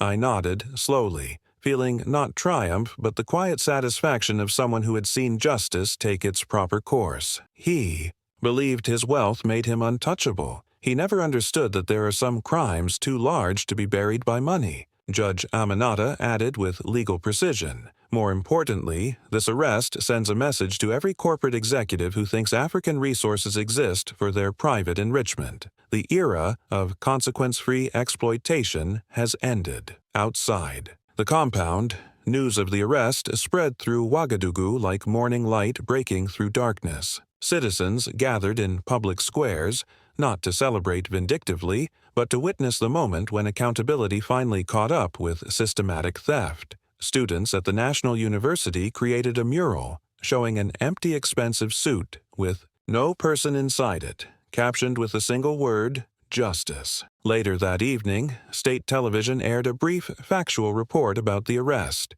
No dramatic commentary, no editorializing. Just the simple statement that Lucien Marrow had been taken into custody on charges related to systematic resource theft and would face prosecution under international law. The broadcast concluded with a reading of names. Every child who had been trafficked through fake charitable operations, every miner who had died in illegal extraction sites, every family that had been displaced by environmental destruction caused by his companies. The message was clear. This wasn't about personal revenge or political theater. This was about remembering the human cost of greed disguised as business success. Back in Geneva, Lucien sat in a holding cell that contained none of the luxury he had taken for granted. No imported wine, no handcrafted furniture, no view of alpine peaks from corner office windows, just concrete walls, basic facilities, and time to contemplate the word that had followed him down the corridor: shame. He thought about the art collection in his Paris office, the yacht moored in Monaco, the wine cellar he would never see again. But mostly, he found himself remembering that whispered word from an airport cleaning woman who understood that some actions carry consequences that money cannot erase. The courtroom that would ultimately judge him wouldn't be built from marble and mahogany. It would be the court of history, where the verdict had already been delivered by the children who died digging gold they would never own, in a country whose wealth had been stolen while the world looked away. The morning sun cast long shadows across the village square in Saponnet, where wooden benches had been arranged in a careful semicircle around a makeshift platform built from planks salvaged from the old schoolhouse. Children moved excitedly between improvised dressing areas, adjusting oversized black robes and paper, judicial wigs cut to resemble those worn in formal courtrooms. Their voices carried the serious energy of young people engaged in something they understood was important beyond their years. This wasn't a festival or entertainment. It was what the village elders had designated the People's Tribunal, a ceremony of memory, healing, and community justice that would allow them to process what had happened to their land and their children in their own words, with their own voices, on their own soil. The names of foreign mining companies were written in white chalk on a blackboard beside the platform. Charges were listed in clear, simple language that everyone could understand. Stolen gold, poisoned rivers, missing fathers, destroyed forests, broken promises, lost childhoods. A serious-faced boy wearing a robe that dragged in the red dust stood, as the people's judge, holding a gavel carved from a piece of wood that had once been part of a tree cut down to make room for illegal mining equipment. To his right, village girls played the roles of attorneys, reading testimony written by real community members who had lived through decades of systematic exploitation. One girl stepped forward and spoke with the gravity of someone twice her age. My uncle worked in the foreign company's mines for 6 years. He died with no contract in his name, no pension for his family, no recognition that he had ever existed in their official records. The crowd of villagers listened with the respectful attention reserved for sacred ceremonies, understanding that these children were giving voice to pain that had been carried in silence for generations. On a woven mat near the platform sat Aisha Dembele, her headscarf carefully arranged, her hands folded in her lap. She had remained quiet throughout the morning, watching the ceremony with eyes that held both sadness and profound pride. Some villagers had whispered that this mock trial carried more moral weight than any proceedings in distant international courts, because it was conducted by people who had lived the consequences of crimes that rich men treated as abstract legal technicalities. Midway through the ceremony, the young judge struck his wooden gavel and announced with ceremonial formality, "We call Grandmother Aisha Dembele to speak truth for our community." The crowd turned toward her with the reverence accorded to elders who have earned respect through service and sacrifice. She rose slowly, her knees protesting after decades of teaching children while kneeling in garden soil. As she walked to the platform, complete silence fell across the village square. Even the smallest children stopped their restless movements, sensing that they were about to hear words that would be remembered and repeated for generations. She looked out across faces she had known since they were infants, mothers who had once been her students, boys who had learned to read at her kitchen table, elderly men who remembered when the land was free of foreign mining equipment. When she spoke, her voice carried the authority of someone who had witnessed the full arc of their community's suffering and survival. "We taught them mathematics," she began, "and they used it to calculate exactly how much they could steal from us without triggering immediate rebellion." Her words settled over the crowd like morning mist. "We taught them to read and write, and they used those skills to create contracts designed to deceive us. We showed them how to dig in our earth to plant crops, and they perverted that knowledge to extract our minerals while poisoning our soil." She paused, allowing the weight of these betrayals to be fully absorbed. "We demonstrated the value of education, and they used it to silence us with legal documents written in languages we were never taught to understand." The young judge lowered, his gaze in recognition of truths too heavy for any child to carry. A woman in the back of the gathering wiped away tears. "But that era of exploitation has ended," Aisha continued, her voice growing stronger, "because now we count for ourselves. We write our own names on our own documents. We dig not for gold to enrich foreigners, but for truth that will liberate our children." Her final words carried the weight of prophecy. "And we teach our young people not just to read and write,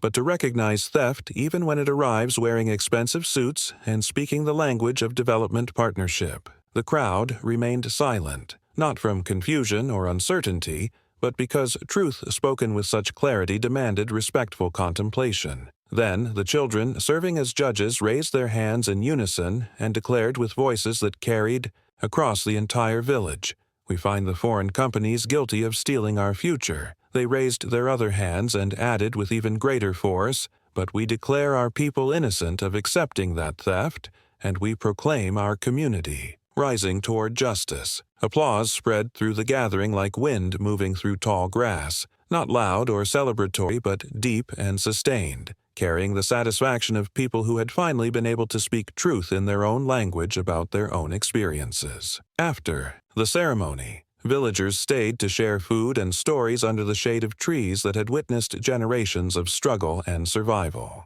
Children ran through the fields, their ceremonial robes flapping behind them like wings. A traditional drummer played slow, steady rhythms beneath the same tree where Aisha had first taught arithmetic to eager students decades earlier. I received news of the village tribunal that evening when a photograph was delivered to my office. Aisha standing among the children, one weathered hand resting on a boy's shoulder, her other hand raised in quiet triumph. I placed the photograph on my desk, beside reports from international courts, and smiled for the first time in weeks. "This is the verdict that will outlast all the others," I said to the empty room, and across the red soil of Saponay, justice had bloomed in a way that no formal courtroom could ever achieve, organic, authentic, and rooted in the truth of people who had lived through theft and chosen to transform their pain into collective dignity. The presidential palace was unusually quiet that morning, filled not with the typical sounds of governmental ceremony, but with the careful rustling of papers and the soft scratching of pens, signing documents that would reshape our nation's relationship with its own resources. Inside a sunlit hall decorated with hand-woven tapestries and national symbols representing every region of our country, I stood before a long wooden table that held a single document. The language had been debated intensively for weeks, argued over in committee sessions, refined by Judge Aminata and her team of constitutional scholars, and reviewed by representatives from every province in Burkina Faso. Now it was complete, ready for the signature that would transform legal theory into binding law. At the top of the parchment, written in clear, bold letters that would be read by future generations, were the words, "Constitutional Amendment Article 27A. Permanent ownership of natural resources by the people of Burkina Faso." I lifted my pen, feeling the weight of history in such a simple gesture, and signed my name with the careful precision of someone who understood that this moment had been centuries in the making. The ink dried quickly, but the implications would endure for generations. Outside the palace, crowds had gathered spontaneously, not organized by political parties or government agencies, but drawn by the collective sense that something fundamental was shifting, the relationship between the land and the people who had always belonged to it. Teachers stood beside farmers. Students linked arms with village elders. Miners who had spent decades enriching foreign companies gathered with women who had never been allowed inside corporate boardrooms. They came not to protest or celebrate, but to witness the moment when legal documents would finally reflect what they had always known in their hearts. The resources beneath their feet belonged to them and their children, not to shareholders in distant capitals. I stepped onto a simple stone platform that had been built for occasions when the president needed to address the nation without the formality of television studios or diplomatic protocols. No microphones were necessary. The crowd leaned forward with the focused attention of people who understood they were participating in history rather than merely observing it. He raised the signed document with both hands so that everyone present could see the official seal and witness signature that transformed aspiration into constitutional law. "From this moment forward," I announced, "all natural resources beneath our soil belong permanently and irrevocably to the people of Burkina Faso." I paused, letting those words settle across the crowd like seeds finding fertile ground. Not to the presidency, not to foreign corporations, not to ministers or donors or investors. The people. My voice carried clearly in the morning air. The land is yours. The dignity is yours. And now, by constitutional law, the future is yours as well. The response wasn't explosive applause, but something more profound. A slow wave of recognition that spread through the crowd like sunrise breaking over the horizon. People placed hands over their hearts. Some bowed their heads in prayer.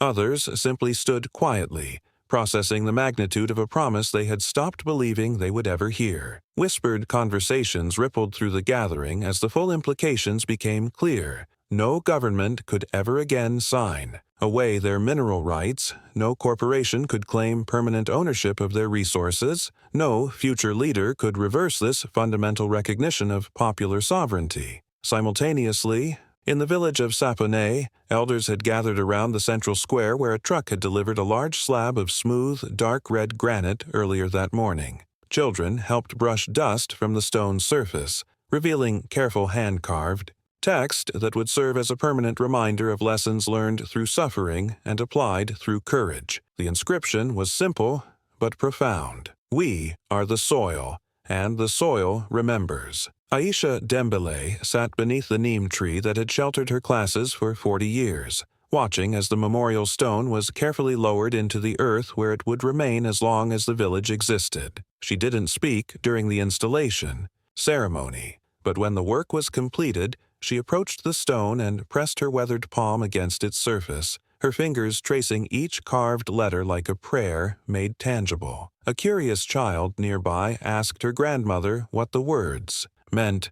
"It means everything we lost has found its way home," came the whispered reply. Back in Ouagadougou, I spent the afternoon meeting with representatives from every province, personally handing each delegation a signed copy of the constitutional amendment. I kept no copy for myself. Instead, I sent my original document to a rural school with an accompanying note. Let the children read what previous generations never could. Legal proof that they own the land that owns them. Judge Aminata addressed the National Legal Council that evening, her voice carrying the satisfaction of someone who had spent her career fighting for justice that finally had constitutional protection. This is the first time our national charter speaks in the voice of the people rather than speaking over them or for them. At the United Nations, our delegation submitted the amendment as part of Burkina Faso's updated development framework, sparking surprise and quiet admiration among international observers who recognized the unprecedented nature of constitutionally guaranteed resource ownership. One experienced diplomat whispered to a colleague, "They didn't just nationalize their resources, they democratized them permanently." Foreign mining companies responded with predictable swiftness.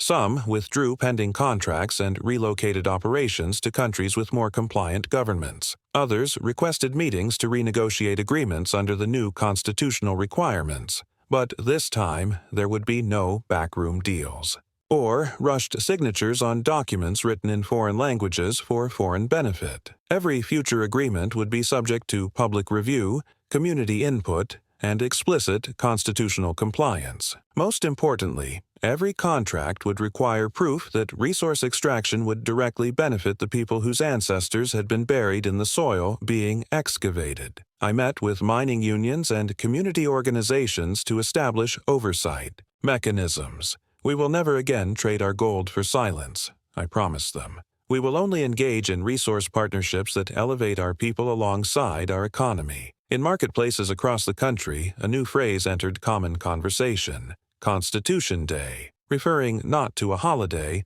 but to the day when legal documents finally caught up with moral reality. One farmer expressed the collective sentiment with simple eloquence: "It's like the land finally learned our names." And so the stone in Saponay became more than a memorial. It became a promise carved in permanent materials, testifying that the people had reclaimed not just their gold, but their dignity, their agency, and their constitutional right to control their own destiny. The soil had been turned, the legal foundation had been rebuilt, and beneath that sky, with one amendment and one sentence carved in stone, a nation had written its own Declaration of Independence from economic colonialism. The National Museum of Burkina Faso had displayed artifacts from ancient kingdoms, colonial-era relics, traditional textiles, and ceremonial instruments representing every cultural tradition within our borders. But it had never prepared for a day like this. The line of people waiting to enter stretched down the main boulevard and wound around 3 city blocks. School, children in matching uniforms walked alongside village elders leaning on hand-carved walking sticks. Farmers with soil still embedded beneath their fingernails stood behind government workers in pressed shirts. They hadn't come to observe history as passive entertainment. They came because this history belonged to them, not written by foreign scholars, not interpreted through the lens of academic theory, but authored collectively through their own experience of suffering transformed into resistance. A new wing had been constructed over 4 months using funds contributed entirely by the people themselves. Small donations from rural villages, student fundraising projects, coins collected in jars placed beside market stalls. The construction had been completed by local workers using materials sourced from Burkina Faso quarries and forests. No foreign contractors had been involved. No international development agencies had claimed credit. The wing carried no corporate naming rights. The entrance bore a simple sign carved from local wood: the Museum of Dignity. Inside, the walls were painted the same deep red as the earth in Sapana. There were no flashing digital displays or electronic gadgets demanding attention, just natural light filtered through carefully positioned windows and silence that invited contemplation rather than consumption. The floor was polished stone, quarried from our own mountains, and in the center of the main gallery stood a climate-controlled display case. Inside that case, preserved with the care reserved for sacred objects, lay the yellow folder that had changed everything, not altered for dramatic effect, not accompanied by theatrical lighting, but displayed exactly as Aisha had carried it from her humble home to the presidential palace: worn fabric, carefully folded papers, and the unmistakable authenticity of something that had never been created for public display. Beside the folder, a simple wooden plaque bore words that told the entire story in one sentence: one teacher, one letter, one nation reborn. Aisha stood beside the display case, her hand pressed gently against the glass. She wore the same traditional wrap she had worn the day she delivered her brother's evidence,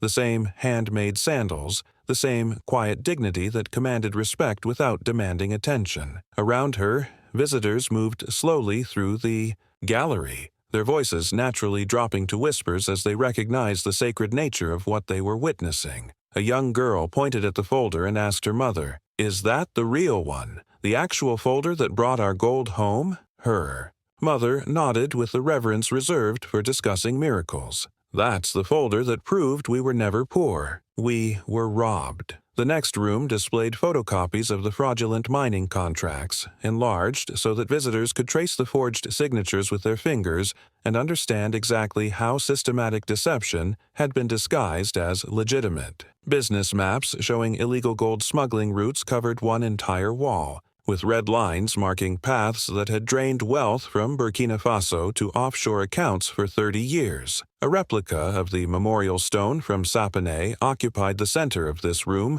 allowing urban visitors to touch the same carved words that had been embedded in village soil. "We are the soil, and the soil remembers." Judge Aminata's handwritten legal annotations covered another wall-sized display. Her red ink corrections on contracts, arrows pointing to forgeries, margin notes explaining how colonial-era legal language had been recycled to maintain modern exploitation. Children stopped to read her comments, understanding for the first time that laws could be weapons used against the people they were supposed to protect. At the far end of the gallery, a video screen played continuous footage of the midnight return of stolen gold. No dramatic music, no editorial commentary, just the sound of aircraft engines and the image of military trucks carrying recovered wealth back to secure African storage. The most powerful element was the reflection. Visitors could see their own faces superimposed over the images of returning gold, a subtle reminder that this victory belonged to everyone present.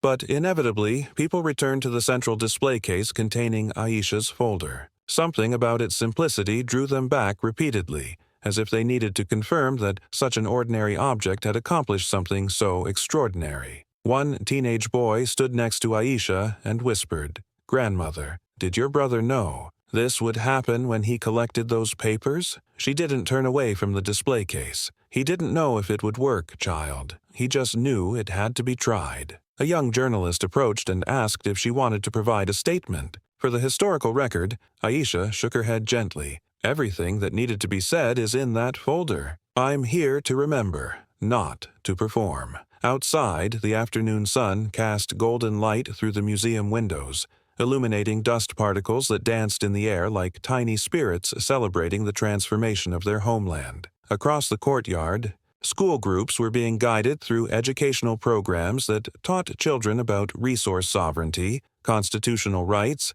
and the power of documentary evidence to defeat systematic oppression. A teacher asked her students what dignity meant. One girl raised her hand confidently. Dignity means you don't let people treat you like your life doesn't matter. In that moment, in that wing built by contributions from people once dismissed as too poor to matter, a nation stood taller not because it had recovered wealth, but because it had reclaimed its voice. The folder that had once traveled quietly in the arms of a village teacher now rested where all could see it, preserved behind glass that reflected every face of every person who had participated in making its journey meaningful. This wasn't just a museum exhibit. It was proof that ordinary people, armed with extraordinary courage, could rewrite the relationship between power and justice. And in the reflection of that glass, every visitor could see themselves as part of the story that had transformed silence into dignity. Some stories don't need to end with explosions or dramatic declarations. They conclude with the quiet satisfaction of promises kept and dignity restored. It was a peaceful morning in Ouagadougou when the museum doors opened for the day, and the first visitors were not politicians or foreign dignitaries, but school children from villages across our nation. Some had walked for hours to reach the capital. Others had traveled in buses funded by community donations. A few arrived barefoot, but all carried something more valuable than expensive shoes: the knowledge that they were witnessing proof of their own power. Inside the Museum of Dignity, they gathered around the display case containing Aisha's folder, with the reverence children reserve for objects that represent hope made tangible. They pressed small palms against the glass, not to touch the folder itself, but to connect with the idea that ordinary people, teachers, farmers, children like themselves, could change the course of history through courage and persistence. Aisha stood among them, no longer just a retired village teacher,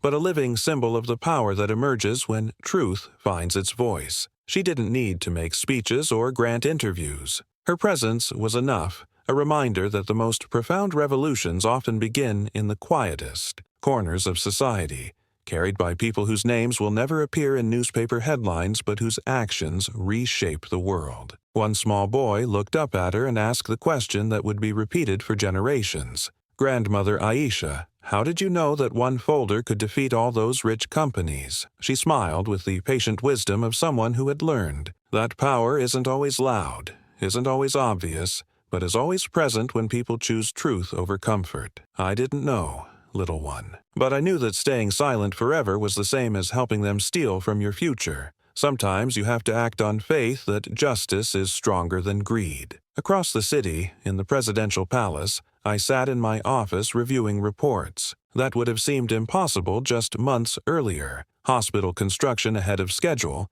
teacher salary increases approved and funded, university expansion projects breaking ground, rural infrastructure development moving forward without foreign debt. All of it paid for not with borrowed money that would enslave future generations, but with wealth that had always belonged to our people and had finally come home. Judge Aminata knocked and entered, carrying a folder that represented the final chapter of our legal battle. "The international tribunals have rendered their verdicts, Mr. President. Comprehensive restitution has been awarded. Environmental restoration funds have been established. And, most importantly, the legal precedent has been set for any African nation that wants to challenge systematic resource exploitation." She placed the documents on my desk with satisfaction. We didn't just win our own case. We created a legal framework that other countries can use to reclaim their stolen wealth. Captain Umar appeared in the doorway with his final report on the investigation that had started with Aisha's folder. "Every smuggling route has been documented and closed. Every shell company has been identified and dissolved. Every corrupt official has been removed from government service. The systems that allowed the theft have been dismantled completely." I looked at both of them, colleagues who had risked their careers and potentially their lives to stand with me against forces that had seemed impossibly powerful just a year earlier. "And what's our next priority?" Aminata answered without hesitation. "Making Sure, this never happens again. Not here, and not anywhere else in Africa. That evening, state television broadcasted a simple message to the nation and the world. Today marks the completion of Burkina Faso's transition from resource colony to sovereign nation. Our gold remains in our vaults. Our children attend schools funded by our own wealth. Our future belongs to us. This victory was achieved not through violence or international charity, but through the power of truth, the persistence of ordinary citizens, and the courage to believe that dignity delayed is not dignity denied. To our brothers and sisters across Africa, your resources belong to you. Your children deserve better than poverty imposed by systematic theft. Your voices matter more than the contracts designed to silence them. The age of asking permission to be free has ended. The age of African sovereignty has begun. In Sapone, evening light filtered through the neem tree where Aisha had taught generations of children to read, write, and calculate. The memorial, stone nearby, caught the last rays of sunlight, its carved message reflecting the golden glow. We are the soil, and the soil remembers. Village children played around the stone, their laughter carrying the sound of freedom that comes when the future is no longer mortgaged to pay for the crimes of the past. Some stories end with victors standing over the defeated, flags waving. In triumph, crowds cheering in celebration. This story ends with something more profound. The quiet satisfaction of people who discovered they had always possessed the power to determine their own destiny. They had just needed the courage to use it. If this story moved you, if it reminded you that ordinary people can accomplish extraordinary things when they refuse to accept injustice as inevitable, then let me know in the comments where in the world you're listening from. Share this with someone who needs to remember that their voice matters, that their dignity is not negotiable, and that sometimes the most powerful revolutions begin with a teacher, a folder, and the faith that truth is stronger than the systems built to suppress it. Subscribe if you want to continue walking with us through stories of courage, resistance, and the quiet power of people who never give up on the possibility that tomorrow can be better than today. Burkina Faso stood up, and maybe, just maybe, our story will remind the rest of the world that we all have the power to reclaim what was never theirs to take. Thank you for listening. Take care, wherever you are, and remember, dignity is not a gift from others. It's a birthright we claim for ourselves. The revolution continues, quietly, persistently, and with the unstoppable force of people who have finally learned their own worth.